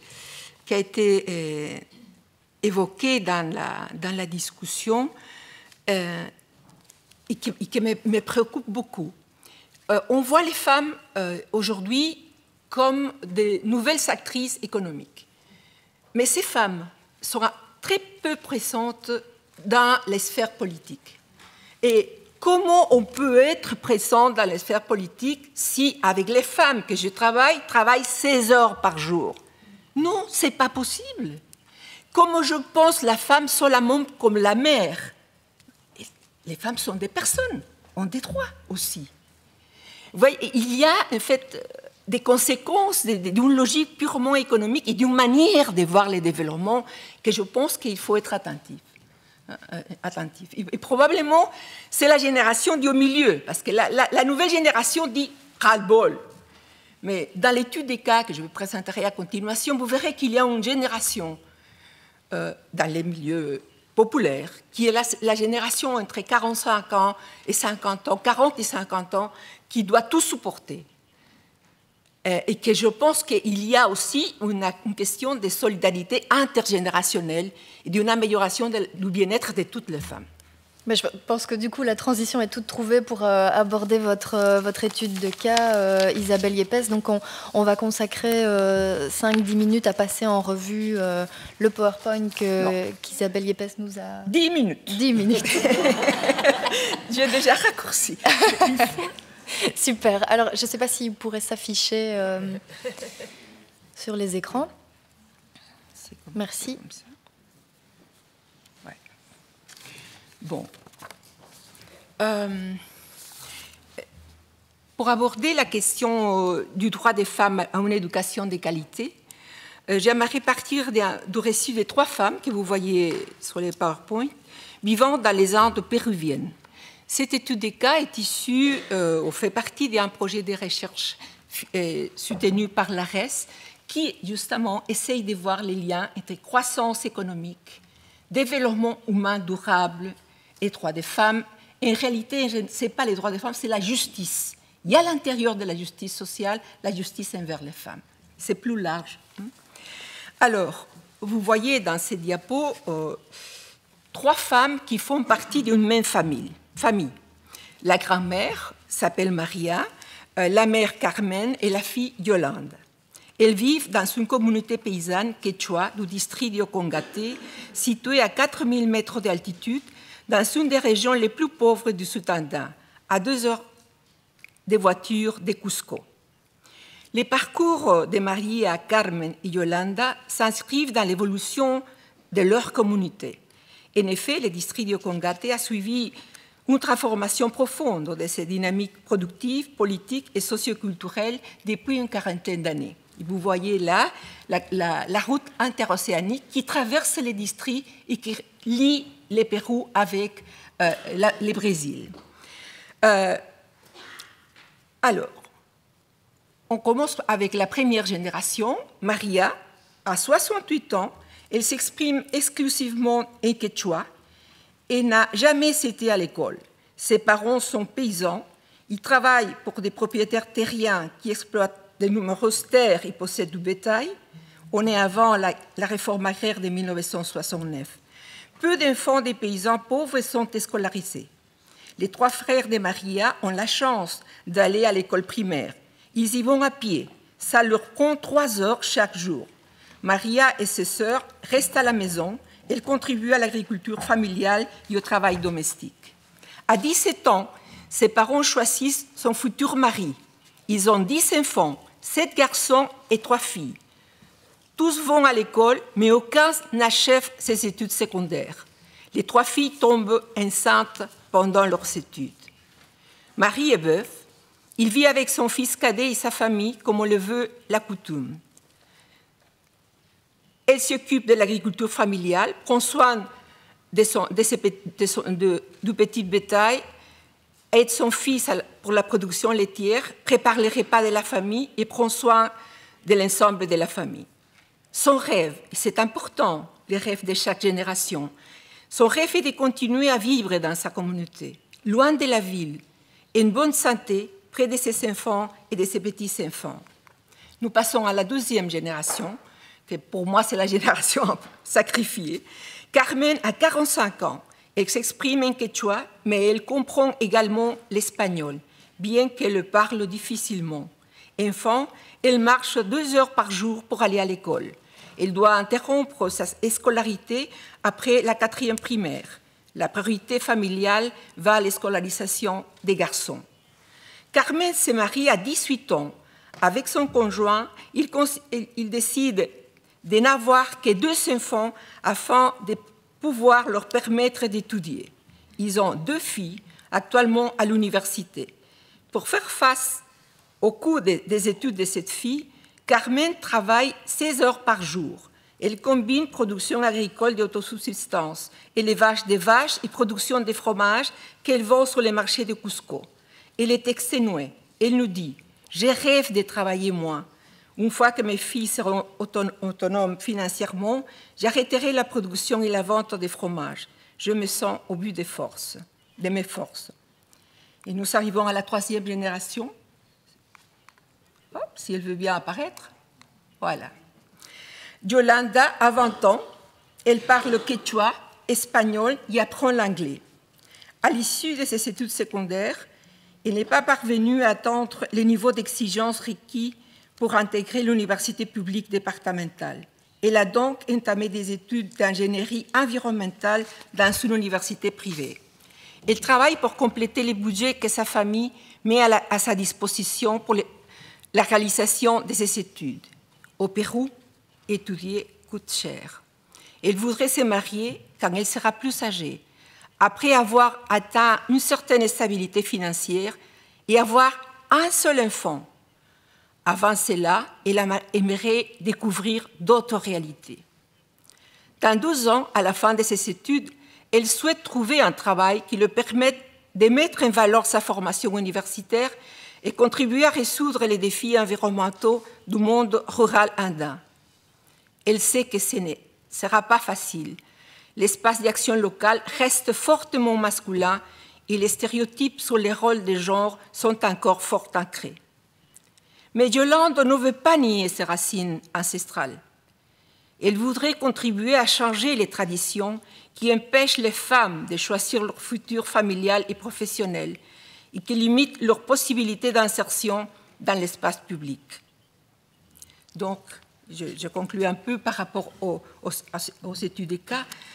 Ces études de cas illustrent de quelle manière la capacité d'action féminine et les alliances intergénérationnelles jouent un rôle crucial dans le processus d'affirmation du droit des filles à l'éducation. De plus, l'amplification de la couverture éducative au niveau local et l'accès de plus en plus massif des filles à l'éducation sont source de nouvelles attentes, espoirs et projets de changement, rêvés par ces nouvelles générations de femmes, ce qui provoque, entre autres, un retour des bâtons des secteurs conservateurs. Et je pense que Patricia a déjà parlé de cela, et concernant le Pérou. Pour que l'accès des filles et des femmes à une éducation soit pérenne, des politiques pour le développement d'une éducation de qualité à tous les niveaux de l'enseignement sont indispensables. Et cela pose encore de nombreux défis. Donc, en voici quelques-uns. Le premier défi est celui de garantir un enseignement de qualité accessible financièrement. Pour faire les liens avec l'étude des cas, au Pérou, malgré un taux de croissance économique soutenu pendant une dizaine d'années, les investissements dans l'éducation et l'innovation sont parmi les plus faibles d'Amérique latine. De nombreuses écoles et universités sont payantes. Les bourses adressées aux étudiants provenant des secteurs défavorisés sont largement insuffisantes et leurs conditions d'octroi ne tiennent pas compte du genre. De plus, certaines universités privées à but principalement lucratif n'atteignent pas les exigences requises par la nouvelle loi universitaire. C'est notamment le cas de l'université privée que fréquente Yolande. Si cette université ne parvient pas à obtenir l'agrément de l'organisme régulateur de l'enseignement supérieur péruvien, tous ses efforts, ses sacrifices et ceux de sa famille auront été vains. Le deuxième défi est l'intégration de la vision genre en un système d'enseignement de qualité, à tous les niveaux. Les contenus, les manières d'enseigner et d'apprendre, de produire et de transmettre les connaissances doivent être revus à travers les prismes genre. Un troisième défi est la prise en compte et la valorisation des réalités multiculturelles dans les systèmes éducatifs. Dans l'étude des cas, on note que Maria et Carme s'expriment en quechua. C'est le cas de nombreuses femmes dans des zones rurales andines. Il est nécessaire que cela soit vraiment pris en compte par les systèmes scolaires. Plus encore, ces derniers gagneraient à intégrer d'autres formes de connaissances et de savoirs ancestraux. Un quatrième défi est celui de la transformation des systèmes de genre à tous les niveaux de la vie en société. L'implication accrue des femmes dans la vie économique locale a signifié pour elles une augmentation exponentielle des heures de travail, en plus des soins familiaux et communautaires, sans que leur présence dans l'espace public ne s'élargisse pour autant, ni que les violences des genres diminuent. Une pluralité de politiques orientées à modifier les mécanismes et les normes qui génèrent et perpétuent les inégalités des genres sont donc nécessaires. Et l'éducation ne peut être vue comme un îlot séparé du reste de la société. Dans ces cadres, l'éducation joue un rôle crucial dans la socialisation des nouvelles générations et contribue à l'émergence des sociétés plus justes et égalitaires. C'est en tout cas les défis qu'elle se donne. Alors, j'arrive à la dernière, c'est les apprentissages universitaires, interuniversitaires. Qu'est-ce que nous avons appris ensemble des universités belges, des universités péruviennes et en l'occurrence l'université régionale, et aussi comment on peut s'enrichir mutuellement. Les processus collaboratifs qui réunissent professeurs, doctorants et étudiants d'universités belges et leurs pairs d'une université régionale située à des milliers de kilomètres de distance cherchent à répondre modestement et partiellement à quelques-uns de ces défis. C'est ainsi que de multiples interpellations traversent nos collaborations. Les rôles sociétals de nos universités, les exigences d'une démarche interdisciplinaire indispensable pour comprendre la complexité et la vélocité des changements, la mise en application de l'intersectionnalité vécue et analysée, le respect et l'ouverture autour de la pluralité de nos approches, de nos rythmes et styles de travail et de nos cultures institutionnelles. Donc, avec le souci, rester attentifs à des pratiques de colonialité du savoir. Et surtout, nos interactions ont fait évoluer des deux côtés de l'Atlantique notre manière d'envisager la problématique genre au sein de nos recherches et enseignements. Merci. Merci beaucoup.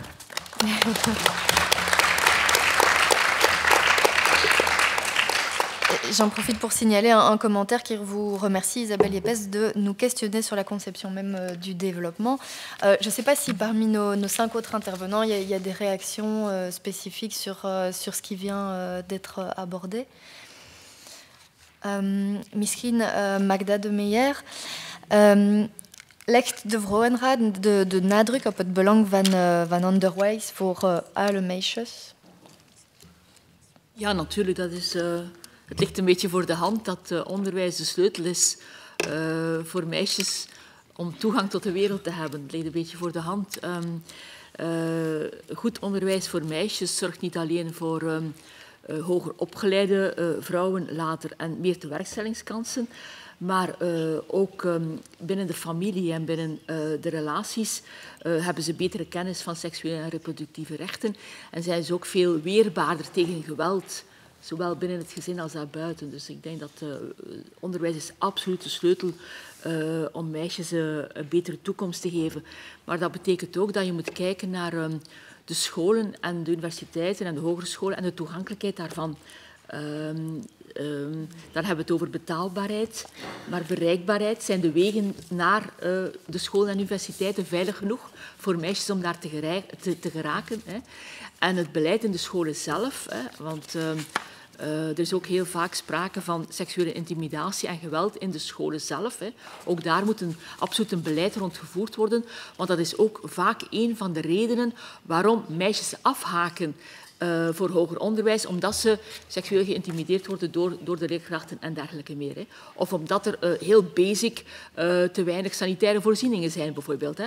Dus op dat heel primaire vlak moet dus ook absoluut veel actie gevoerd worden om ervoor te zorgen dat meisjes veilig onderwijs kunnen hebben. Françoise Mougoukou, vous vouliez réagir également? Oui, mais Magda a pratiquement dit ce que je voulais dire.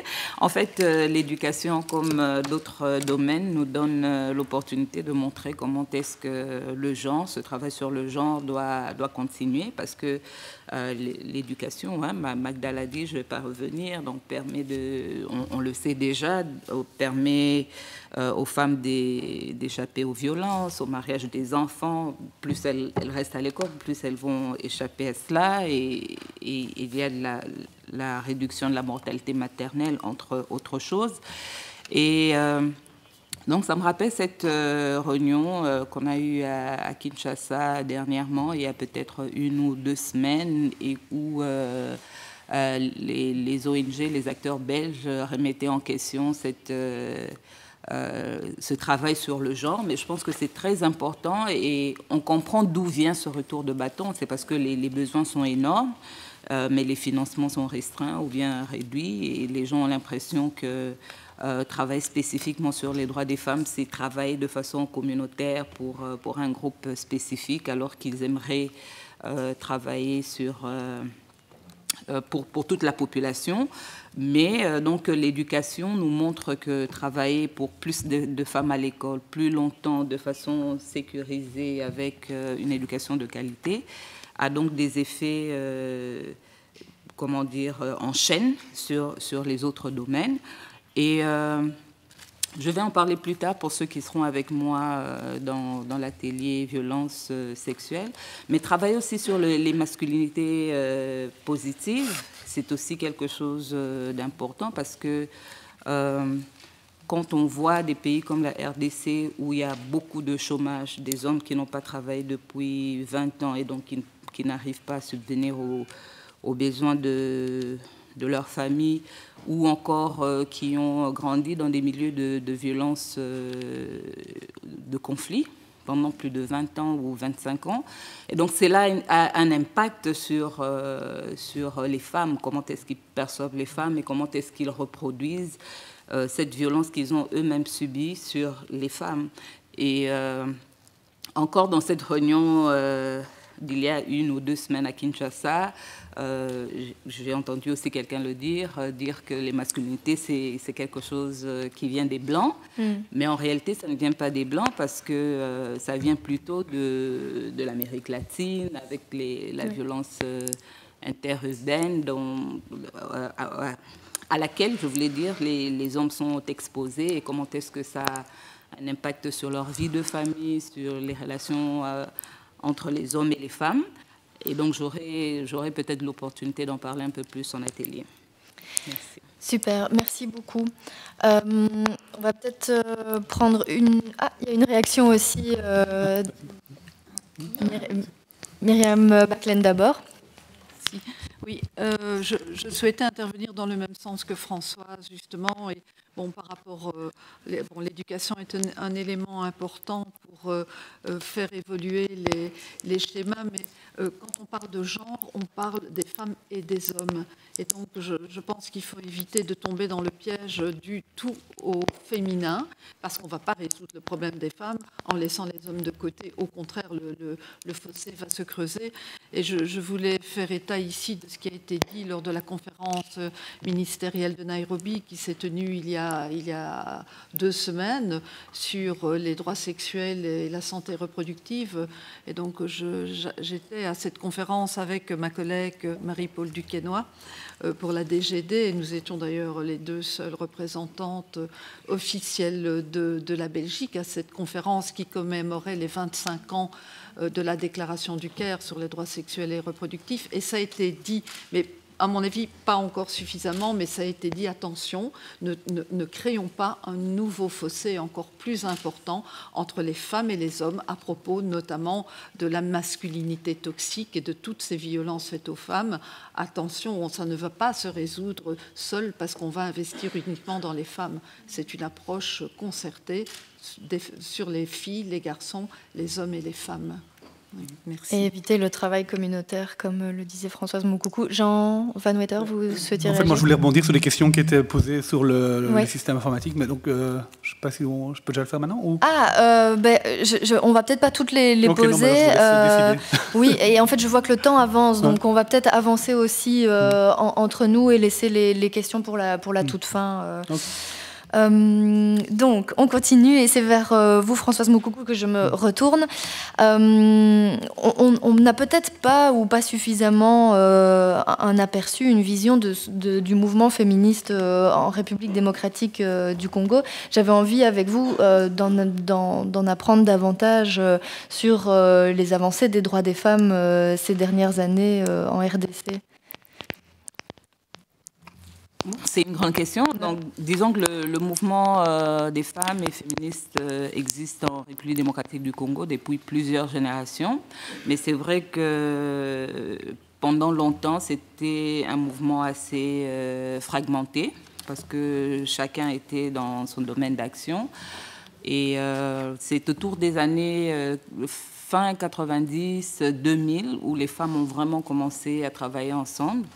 Et je pense que c'était autour des violences liées au conflit, parce que c'était des violences massives, c'était des violences que personne ne comprenait, mais d'autres disaient que ça ne faisait qu'exacerber la violence qui existait déjà. Et donc c'est là que les femmes se sont mises ensemble.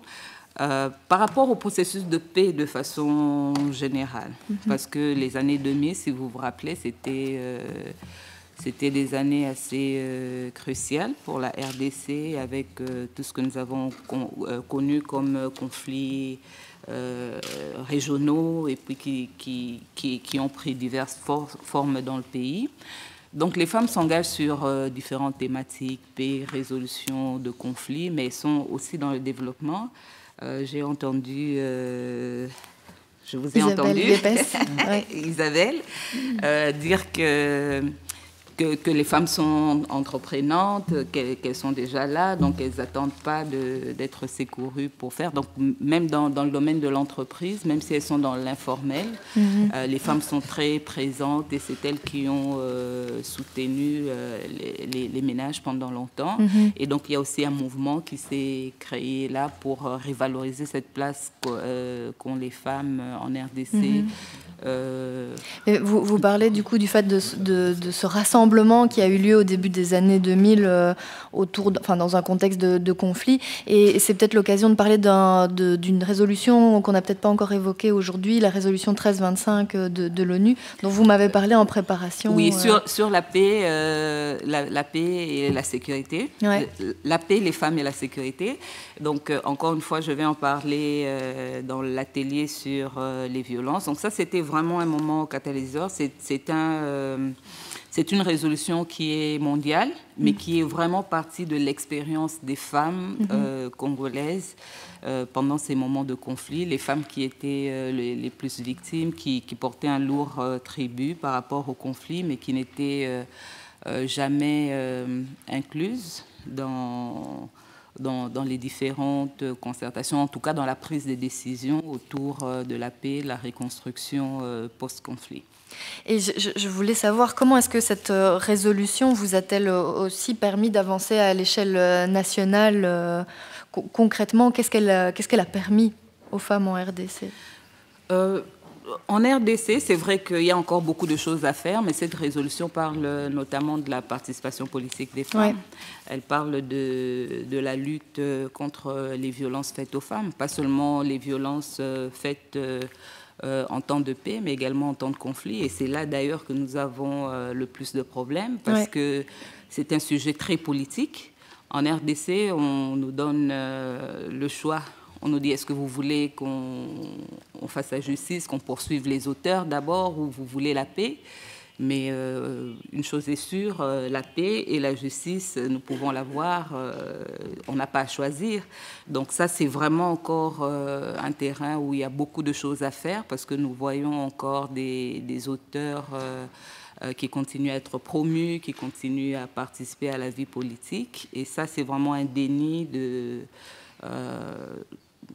de l'expérience des femmes durant les conflits. Donc là, c'est vraiment un terrain où il y a encore beaucoup de choses à faire. C'est ça. Ouais. Et certains, vous me parliez aussi de ces responsables de milices qui sont aussi responsables de nombreuses exactions et qui ne sont pas inquiétés justement parce qu'ils ont encore cette puissance politique. Qui ne sont pas inquiétés, qui sont revenus aux affaires et qui continuent à gérer des opérations militaires importantes, alors que nous savons que c'est durant les précédentes opérations militaires qu'ils ont menées où les femmes ont les plus subi. Donc ça sera vraiment un signe fort que de dire que ces gens-là n'ont plus le droit de prendre part à la vie politique, publique. Oui. J'ai envie du coup de me tourner vers vous, Myriam Baclen, parce que vous avez aussi travaillé dans une situation de conflit au Mali comme chef de poste. Est-ce que la résolution 1325 guidait les actions et les objectifs que s'étaient fixés les personnes autour de la table pour trouver des accords de paix? À quel point les femmes et la question du genre a été soulevée dans ces moments-là? Oui, merci pour cette question. Non, absolument pas. Absolument pas. Ça a commencé... Bon, je fais l'impasse sur le conflit dans lequel les femmes ont été les victimes de première ligne de façon absolument abominable, sur l'impunité des responsables, et sur toutes les conséquences que les femmes continuent à encaisser aujourd'hui, ayant tout perdu et étant réfugiées dans leur propre pays, dans les pays voisins, etc.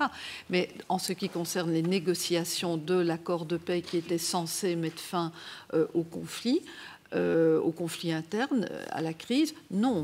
Il y a eu quelques femmes, qu'on peut compter sur les doigts d'une main, qui ont été choisies par le pouvoir lui-même et qui étaient, qui n'ont pas eu grand-chose à dire. D'ailleurs, le contenu de l'accord de paix qui a été signé en 2015 s'en ressent. Et moi, j'ai moi-même, quand j'étais au Mali, fait réaliser une analyse genre de cet accord de paix pour déterminer dans quelle mesure les femmes apparaissaient, dans quelle mesure leurs besoins étaient pris en compte, dans quelle mesure elles allaient bénéficier de l'accord de paix.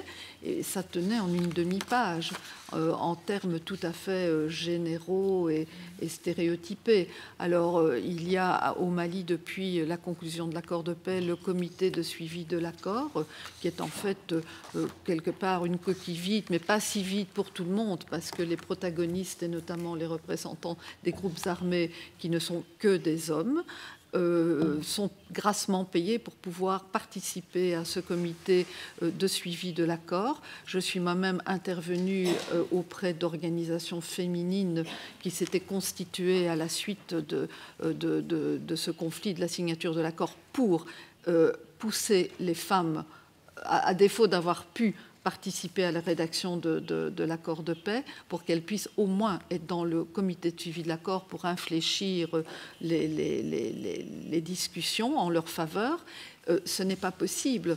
Après 4 ans de signature, il n'y a pas une femme qui a pu s'asseoir à table pour faire valoir la situation vécue par les femmes et pour réclamer les dividendes prévus, parce que pour le moment, il n'y a pas encore de paix, mais les dividendes d'une hypothétique paix. Alors que, bon, Françoise connaît les situations de guerre, de conflit beaucoup mieux que moi, étant originaire du Congo. Mais bon, les femmes, elles ont été effectivement des victimes sous toutes les formes, mais elles ont été également dans le conflit des actrices. Et ça, c'est quelque chose dont on ne peut absolument pas parler. Les femmes actrices dans le conflit, comme combattantes, comme actrices en termes de logistique et pour également subvenir aux besoins sexuels des combattants. Et donc tout ça, c'est quelque chose qui est complètement nié et il convient de ne pas en parler. Moi, je n'ai jamais raté une occasion dans le cadre de la rencontre avec des ministres de faire valoir le fait qu'une paix est plus durable dans la mesure où on implique les femmes. La paix, ce n'est pas qu'une affaire d'hommes. Eh bien, on m'écoute avec attention et on dit que non, c'est pas bon pour le Mali, c'est pas comme ça. Et j'ai beau dire, mais écoutez, on a prouvé cela, on a prouvé et ça se fait ailleurs. Et bon, on m'écoute poliment et puis on me dit merci, au revoir. Et donc, c'est une affaire de blanc. Alors, ça devient une affaire de blanc. C'est très facile de trouver cette excuse. Mais là, j'ose, bien qu'elle ne le sache pas aujourd'hui, mais parler au nom de mes contacts et de mes amies maliennes sur le terrain. Elles vivent quelque chose d'extrêmement difficile. Et puis, par rapport à la complexité de la situation, et là je rejoins aussi Isabelle, il y a toute cette difficulté que les groupes de femmes, notamment dans le cadre de l'accord de paix, elles essayent aussi de sentir là où est leur intérêt, effectivement. Et ça pervertit aussi le processus. Et donc, comme elles voient que les hommes qui participent au comité de suivi de l'accord sont rémunérés, alors elles disent « oui, nous voulons y aller et nous voulons être rémunérés à telle hauteur ». Et on leur dit « ah non, si vous venez, vous ne serez pas payés ». Et bon, voilà, tout ça, ça crée une situation extrêmement compliquée pour laquelle je n'ai pas la solution. Mais donc, pour terminer, non, la résolution 1325, alors que le Mali est signataire, bien sûr, a un plan annuel sur la résolution 1325, mais qui est essentiellement soutenu par ONU Femmes. Donc, c'est une affaire, de nouveau, une affaire extérieure. Merci. Peut-être pour continuer avec vous, Françoise, je le disais en introduction, vous avez été la directrice de l'association Si Jeunesse Savait. Quels sont les combats de cette association et particulièrement ceux dans lesquels la coopération belge vous a soutenu? Là, on va vraiment peut-être plus parler concrètement d'argent. Oui, donc nous travaillons sur des droits spécifiques aux femmes. Donc nous avons travaillé sur les violences faites aux femmes, les violences sexuelles, les violences en ligne, parce que Si Jeunesse Savait, c'est une organisation des jeunes. Donc on a aussi regardé cette question de violences liées à la technologie, mais également des sujets liés aux droits et à l'accès à la santé, notamment les droits sexuels et reproductifs, l'accès à la contraception et à l'avortement sécurisé. Ouais. Et dans le cadre de l'aide apportée à la coopération belge, est-ce qu'elle touchait plus particulièrement une de ces thématiques? Oui, notamment l'accès des jeunes à la contraception et à l'avortement sécurisé. Et où nous avons eu quelques avancées, parce qu'en RDC, avant ce travail que nous avons fait, notamment avec d'autres organisations, les jeunes, les moins de 18 ans, avaient besoin de l'autorisation parentale pour accéder à la contraception. Et nous avons pu faire ce travail d'inclure d'abord la voix des jeunes et de faire comprendre au ministère de la Santé que dans notre contexte, dans notre culture, justement, les jeunes sont censés être asexuels et donc demander l'autorisation d'un parent pour accéder à la contraception, c'était totalement irréaliste. Et cela a amené justement à des avortements clandestins parce que entre le déni de l'accès à la contraception et le manque d'éducation sexuelle, eh bien les jeunes qui sont sexuellement actives très tôt, donc tombent enceintes, et puisqu'elles ne veulent pas garder cette grossesse, parce que garder une grossesse hors mariage a également des répercussions sur l'éducation, sur le soin qu'on peut recevoir de la famille, etc. etc.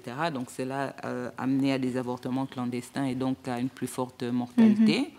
Donc ça, c'est une avancée qu'on a eue sur ce plan-là, et bien sûr sur l'avortement sécurisé, parce que la RDC fait partie des signataires du protocole de Maputo qui permet l'avortement dans des cas bien spécifiques de viol, d'inceste, etc. Et donc, depuis 10 ans, le pays avait ratifié ce protocole, mais ne l'avait pas publié au journal officiel, donc il n'était pas opposable. Donc, avoir ce soutien, rallier les autres organisations de femmes et expliquer en quoi est-ce que dans un pays où nous connaissons ces viols massifs, combien est-ce que c'était important que les femmes qui le souhaitaient puissent accéder à ce service, était important. Et donc, depuis mars 2018, on a obtenu que ce protocole soit publié au journal officiel, et donc cela permet donc de le rendre opposable. Une belle avancée donc. Je voulais revenir à nouveau sur le soutien financier pour bien comprendre comment fonctionnent ces mécanismes. Vous m'avez expliqué que vous n'êtes pas en contact direct avec les bailleurs de fonds, que ça passe par l'ONG, pour la cité Le Monde selon les femmes, basée ici en Belgique. Est-ce que pour vous c'est un problème de ne pas avoir de contact direct avec le bailleur belge, ou pas forcément ? Non, si ça peut nous éviter de faire de la paperasse et tout ça, pourquoi pas. Non, je pense que ça, ce n'est pas vraiment le problème. Et le problème, c'est le niveau de financement, et surtout des financements qui sont donnés pour des projets. Je pense que quelqu'un avant moi l'a dit, la vie des femmes, on ne peut pas les mettre dans des cases. Donc, on a besoin de financements un peu plus flexibles qui nous permettent de réagir à des situations. Je pense surtout à du plaidoyer. Donc, en ce moment, pour parler de la RDC, il y a beaucoup de réformes, et les femmes n'ont pas un cadre où elles peuvent discuter de ces réformes. Je pense à la loi sur les mines. Aujourd'hui, on sait que les mines, c'est un terrain qui produit beaucoup d'inégalités par rapport aux femmes, beaucoup de violences, et même sur le plan économique. Donc, c'est ça, quoi. Donc, les financements baissent, c'est plus pour des projets bien précis, mais pendant qu'on est en train de construire des puits, pendant qu'on est en train de réintroduire des cultures locales pour lutter contre le changement climatique, etc. Nous avons besoin aussi de cet espace de réflexion pour réfléchir sur des sujets émergents, pour avoir une voie commune. C'est-à-dire quand une loi sort, comment est-ce qu'on peut l'analyser et trouver comment est-ce qu'elle aura un impact sur la vie des femmes, donner des avis aussi, parce que quand on fait des réformes, il y a lieu de donner des avis pour qu'après, on ne puisse pas passer 5 ans à dire en quoi est-ce que la loi est mauvaise et en quoi est-ce qu'elle doit être reprise. Je reste sur la question du financement parce qu'elle me paraît importante, et je répète le chiffre donné par Vrouwenraad, 0,2% à peine des budgets qui vont aux organisations de femmes. Récemment, la Direction générale coopération au développement et aide humanitaire, donc la DGD, s'est positionnée en disant qu'avec les petits moyens à disposition, c'est le cas de le dire, la Belgique préfère éviter le saupoudrage, pour reprendre un terme employé, et elle passe du coup par les ONG internationales pour collaborer avec les organisations de droits des femmes, donc, comme par exemple Si Jeunesse Savait. Il a aussi été dit lors de ces échanges que le cadre légal en fait, ne permet pas à la DGD de financer directement ces organisations. Est-ce que pour Enabel, est-ce que selon vous aussi, Marianne Baclen, c'est une bonne ou une mauvaise chose, ou est-ce que c'est pas intéressant de voir les choses sur ce prisme-là ? Oui, je ne sais pas d'où vient le chiffre de 0,2%, mais en fait pour Enable, c'est possible, hein, donc et on le fait, de financer des ONG locales donc, via les programmes de coopération bilatérale. Donc c'est du bilatéral avec les États, mais aussi avec la société civile locale et avec le secteur privé local et avec les ONG internationales. Donc nous, dans les pays, on travaille aussi bien avec des ONG internationales qu'avec des ONG locales. Je n'ai pas le chiffre à vous donner par rapport dans le programme Chili-Sahel, ce qui va à des associations locales, mais en tout cas, je sais que ça se passe. Et alors, c'est pour rebondir à ce qu'on avait dit tout à l'heure, affaire de Blanc. En fait, pour éviter ce genre de réponse. Moi, je crois vraiment au dialogue et au fait qu'on doit impliquer les acteurs, même ceux qui n'ont pas les mêmes opinions que les nôtres. Moi, je pense que c'est là qu'on va vraiment faire du progrès. C'est si on est autour de la table des acteurs locaux, à tout niveau, y compris des gens qui ont des idées différentes des nôtres. Moi, ce qui me frappe dans les discussions parfois que j'ai eues quand j'étais sur le terrain, c'était combien de fois on se retrouve entre acteurs européens à discuter des problèmes du pays dans lequel on est, sans avoir des acteurs locaux, et même sans avoir des acteurs, je dirais, qui investissent beaucoup aussi, qui sont différents des Occidentaux. Les Chinois, en Afrique, quand on a, Myriam pourra peut-être mieux le dire que moi, mais dans les groupes de bailleurs et les réunions de bailleurs, les Chinois ne viennent pas.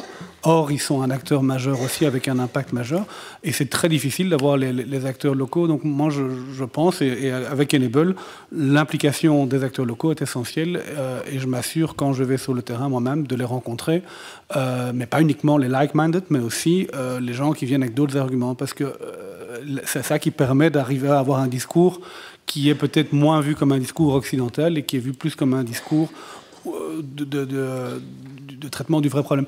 Je profite que j'ai la parole pour donner un exemple. C'est en dehors du genre, parce que c'est pas que le genre, c'est le changement climatique. Et c'était lors d'une visite au Sénégal, ça m'a frappé. En visitant des communautés locales, je demandais, tiens, l'impact du changement climatique, est-ce que vous le voyez? Et les gens me regardaient, alors qu'au Sénégal, ils parlent français, donc c'est même pas une question de langue, et ils me disent, qu'est-ce que vous voulez dire par le changement climatique? Et en fait, le terme changement climatique, ils n'avaient jamais entendu parler. Mais par contre, quand on leur parle d'accès à l'eau, quand on leur parle de sécheresse, de changement des conditions, de culture, etc., là, c'est tout de suite compréhensible. Mais ce terme qui...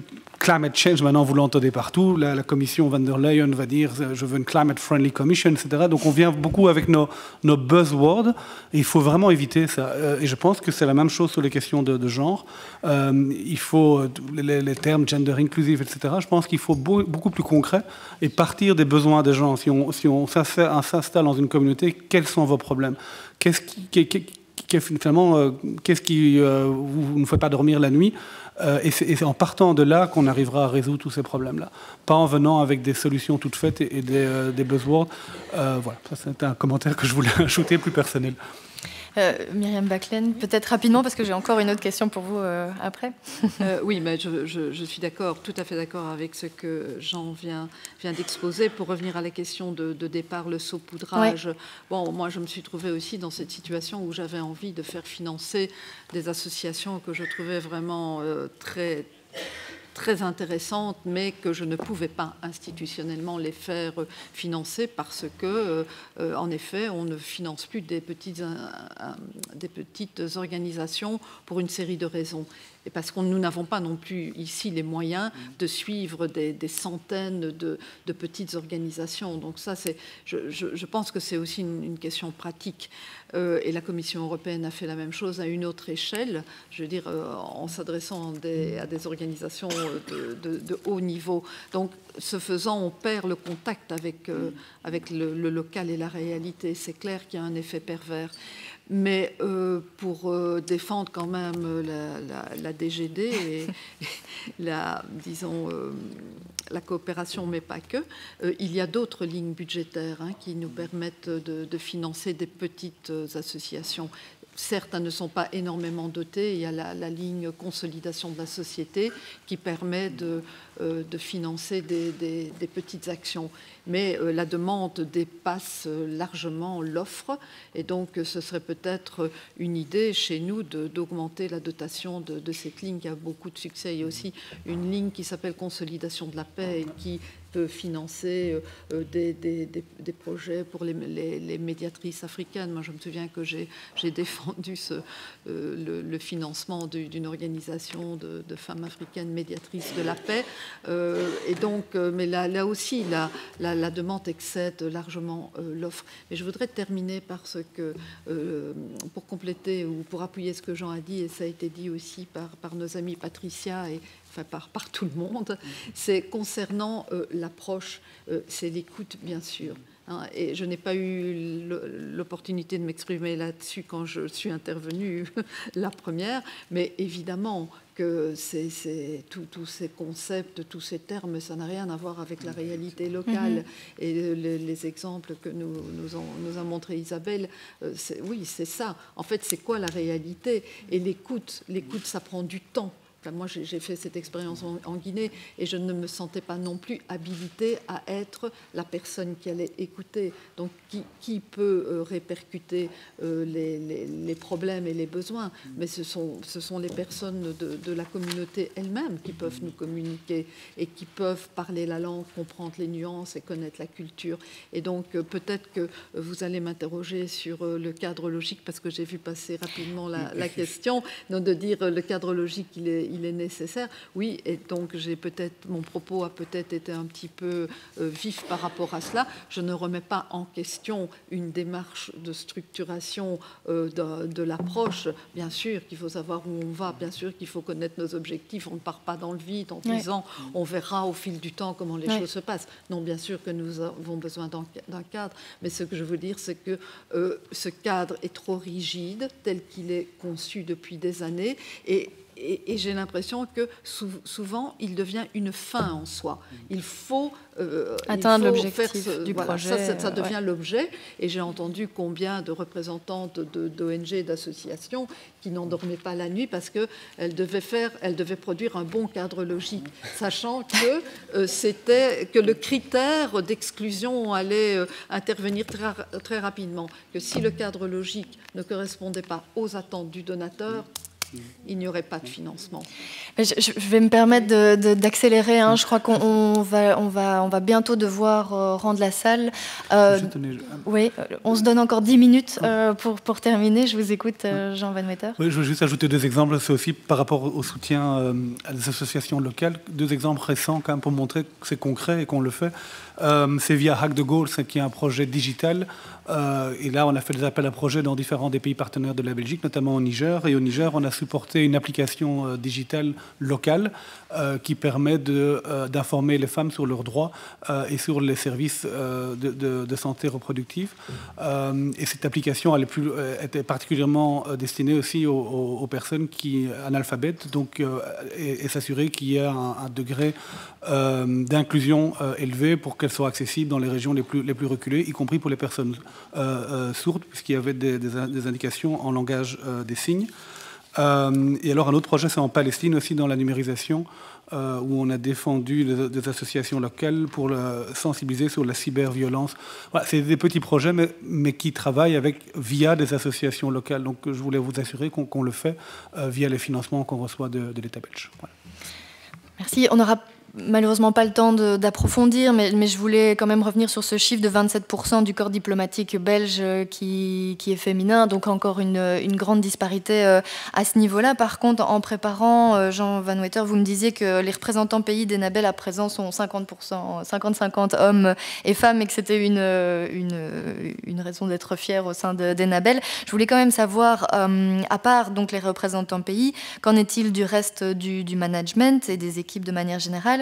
Quelle formation pour votre personnel? Et très vite, malheureusement, parce qu'on n'a pas beaucoup le temps, mais je voulais revenir sur quelque chose qui me semble assez important. Début 2018, Oxfam a traversé une période très éprouvante, je crois, pour l'association, en apprenant que plusieurs de ses responsables au Tchad, ensuite en Haïti, ont eu recours à des prostituées sur place. Donc je crois que ces questions-là, elles ne concernent pas que Oxfam, hein, soyons honnêtes. Quel garde-fou on met en interne pour que ce genre de dérive ne se produise plus Merci de poser la question. Oui, je suis très fier d'avoir la moitié de nos représentants résidents qui soient des femmes. Je parlais en introduction de l'exemplarité. Je pense que si justement on veut parler de ces questions-là, on doit nous-mêmes être exemplaires. Je dirais qu'on doit aller plus loin dans la diversité. Ce n'est pas uniquement une question de genre, mais diversité d'origine ethnique aussi. Là, on a encore beaucoup de progrès à faire.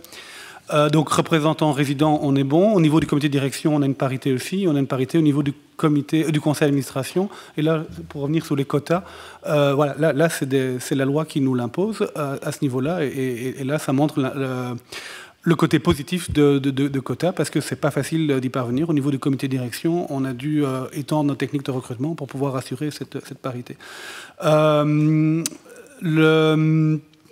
Une deuxième partie de la question.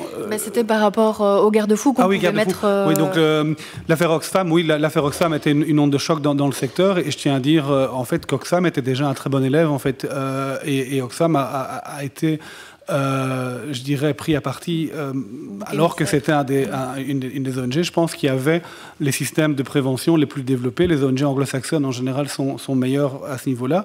Et Oxfam était déjà un bon exemple. Malheureusement, leurs procédures n'ont pas toujours été respectées et ils en étaient victimes. Ça nous a fait réagir. Et au niveau d'Enable, on a mis en place, en 2019, une nouvelle politique d'intégrité qui a été déjà existante, mais on l'a renforcée davantage. Et ce n'est pas uniquement avoir la politique, c'est la mise en application. Et donc, on a lancé un nouveau système de e-learning pour s'assurer, en fait, maintenant que chaque nouveau collaborateur qui rentre chez nous fasse le module de formation. C'est obligatoire dans le cadre de la prise de fonction. Et on a mis en place des relais également sur le terrain pour vérifier que ce soit bien appliqué. Mais ça reste un travail quotidien de rappeler l'exemplarité. Ce n'est pas uniquement dans le non-respect des règles d'intégrité, mais c'est dans le comportement de tous les jours. Il ne faut pas attendre de faire un pas de travers. Je pense qu'on se doit, avec les messages qu'on véhicule, d'être exemplaire. Et si on ne l'est pas, on devient fragile et non crédible, je pense, pour diffuser nos messages. Merci. Alors, on va prendre encore peut-être 5 minutes de questions quand même, parce que je vois qu'il y en a quand même pas mal. Il y a une question qui est vraiment revenue 18 fois et ça concerne bio et un fait d'actualité par rapport à Feronia et l'objet qui n'est pas l'objet de notre débat, mais par contre le rapport de Human Rights Watch montrait notamment que les travailleuses sont encore moins payées que les travailleurs. Donc là, on est vraiment sur des questions importantes. Qu'est-ce que Bio peut faire à ce niveau-là pour mettre des garde-fous? Et ça rejoint peut-être une autre question qui était: existe-t-il des cadres permettant à Bio de s'assurer d'une équité dans la rémunération, voilà, au sein des entreprises? Donc c'était une question qui revenait beaucoup. Bon, sur Feronia, on peut passer beaucoup de temps. Oui, et malheureusement, on l'a pas. Feronia, c'est une entreprise qui réhabilite des plantations de huile de palme au nord du Congo, une zone complètement au fin fond du monde, où il y a entre 100 000 et 150 000 personnes qui survivent. Et c'est bien survivre parce que les conditions dans lesquelles ils vivent sont assez atroces. Et donc, dans cette situation, on a investi dans cette entreprise pour essayer de réhabiliter la plantation, pour créer des emplois et pour investir dans la structure sociale. Le code, la politique de l'entreprise et donc aussi dans le contrat de Bio, il est bien spécifié qu'au niveau de salaire, il doit y avoir la même rémunération pour les hommes et pour les femmes pour le même travail. Le rapport de Human Rights Watch met en avant qu'il y a des femmes qui gagnent moins que les hommes. Si c'est au niveau des salaires, bon, d'abord, je dois dire, moi, je suis content que ce rapport nous permet de vérifier ou de confirmer ou non ce genre de critiques, parce qu'ils aident à nous améliorer notre travail. Au niveau de la rémunération, bon, vu que l'entreprise n'est pas censée payer les femmes moins que les hommes, il faut savoir, d'abord, est-ce que c'est effectivement vrai, et je pars du principe que c'est vrai, de savoir pourquoi. Je me demande si la raison ne pourrait pas être le fait que 2/3 du staff de Feronia n'ont pas de contrat fixe à plein temps, mais que ce sont des journaliers qui sont payés au nombre de jours qu'ils travaillent. Et c'est bien possible que les femmes concernées travaillent moins de jours par mois et donc seraient payées moins par mois que les hommes. Mais de nouveau, hein, je pense que pour nous, le paiement de même salaire pour le même travail au niveau de Feronia, c'est une obligation contractuelle de l'entreprise. Donc, si jamais les investigations vont démontrer que ce n'est pas le cas, je pense qu'on aura une situation difficile avec l'entreprise. Qu'est-ce qu'en général on peut faire pour arriver plus à l'équité de rémunération?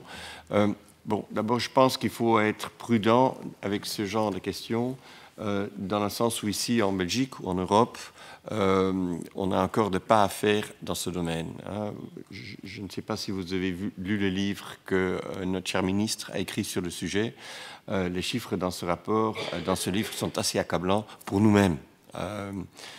Et donc, avec toute la modestie de savoir ces informations, effectivement, il faut organiser que partout, il y a le même salaire pour le même travail, pour la même responsabilité. Et donc, dans le système que je vous avais expliqué tout à l'heure, avec ces action plans, ça peut être un des points sur lesquels on demande à l'entreprise d'améliorer. Et d'assurer qu'à la fin, il y a la rémunération équitable. Mais je pense que le point essentiel dans tout ça, c'est un peu ce que disait Isabelle, c'est au niveau de la formation. Souvent, on voit dans nos entreprises dans lesquelles on investit que les postes d'experts, de managers, de direction sont tous des hommes.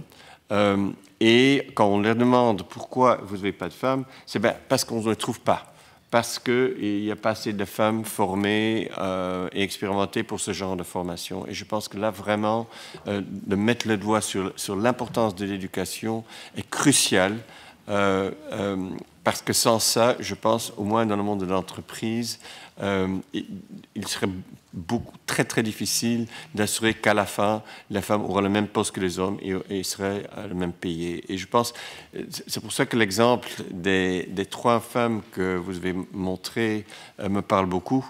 Au niveau de Yolanda, elle a reçu, ou elle est en train de recevoir une très bonne éducation, et elle veut être économiquement indépendante. Elle a toute la raison du monde, parce que si on veut briser le pouvoir des hommes, c'est aussi par le biais de l'économie qu'il va falloir le faire. Et donc, dans ce sens-là, je pense que le jour que Yolanda voudrait avoir un financement pour un projet entrepreneurial, il faudrait qu'elle puisse avoir accès à ce genre de capital. Merci. Je crois que pour terminer, on peut peut-être parler du mot intersectionnalité qui est revenu à plusieurs reprises dans ces débats, et c'est peut-être vers vous donc que je vais me tourner, Isabelle Yepes. Qu'est-ce qui est devenu aussi fondamental que l'intersectionnalité, et comment la mettre en œuvre concrètement, comment en tant qu'aussi ici autour de cette table il y a de nombreuses actrices et acteurs du développement, comment peuvent-ils faire dans leur travail quotidien pour prendre en compte un maximum de paramètres et rester le plus éthique possible par rapport aux questions qu'ils traitent? En fait, les points de départ, c'est analyser quels sont les différents types d'inégalités qui existent. Hein. Et alors, par exemple, il y a une dimension, vous l'avez vu, je fais appel à l'étude des cas intergénérationnels. Il y a une dimension qui est une dimension sociale. Hein. Les 3 femmes vivent et viennent d'un secteur pauvre, d'un secteur qui vit une forme d'exclusion. Et alors ça, c'est important, mais il y a un deuxième élément qui est l'élément d'être femme. Mais être femme, et ça va à la 3e dimension, être femme et indienne, renforce les inégalités. En fait, c'est l'interaction des différents types d'inégalités qui ouvrent sur l'avenir des personnes. évidemment, nous avons eu un problème, non un problème, sinon un défi encore plus important, c'est que les femmes qui analysent ces processus vivent aussi l'intersectionnalité. Et alors c'est pour ça que j'avais mis l'intersectionnalité comme démarche, mais aussi comme processus vécu. Et de nouveau, l'exercice de la réflexivité est très important, la prise de distance pour aller plus loin. Et alors, je pense que c'est un défi, hein, c'est un défi énorme, c'est pas si facile que ça, mais ça répond bien à la complexité des réalités et au fait que les femmes et les hommes combinent différents types d'inégalités. Je ne sais pas si je réponds à votre question. Si, mais je voulais finir sur cette note-là et puis sur l'importance tous de continuer à être dans cette réflexibilité par rapport à nos missions respectives. Merci à tous. Je vais repasser la parole à Sophie Charlier pour clôturer les débats. Je ne savais pas qu'on me donnait un rôle comme ça. Mais donc, voilà, moi je pense qu'il y a certainement encore beaucoup de frustration par rapport aux montagnes de questions qui ont été posées. On a essayé quand même de bien garder le cap sur les questions de genre et que les questions puissent s'orienter vraiment sur ces enjeux-là par rapport aux défis futurs de la coopération au développement. Et donc, je remercie vraiment chacune et chacun d'avoir accepté de jouer ce jeu-là. Et il y a encore des ateliers cet après-midi qui nous permettront d'aller plus loin. Et donc, voilà, je vous souhaite un bon appétit. Mais avant ça, j'ai un petit souvenir en lien avec la campagne 11-11-11 qui, je pense, nous a déjà tous mobilisés et on continue. Voilà. En tout cas, un grand merci.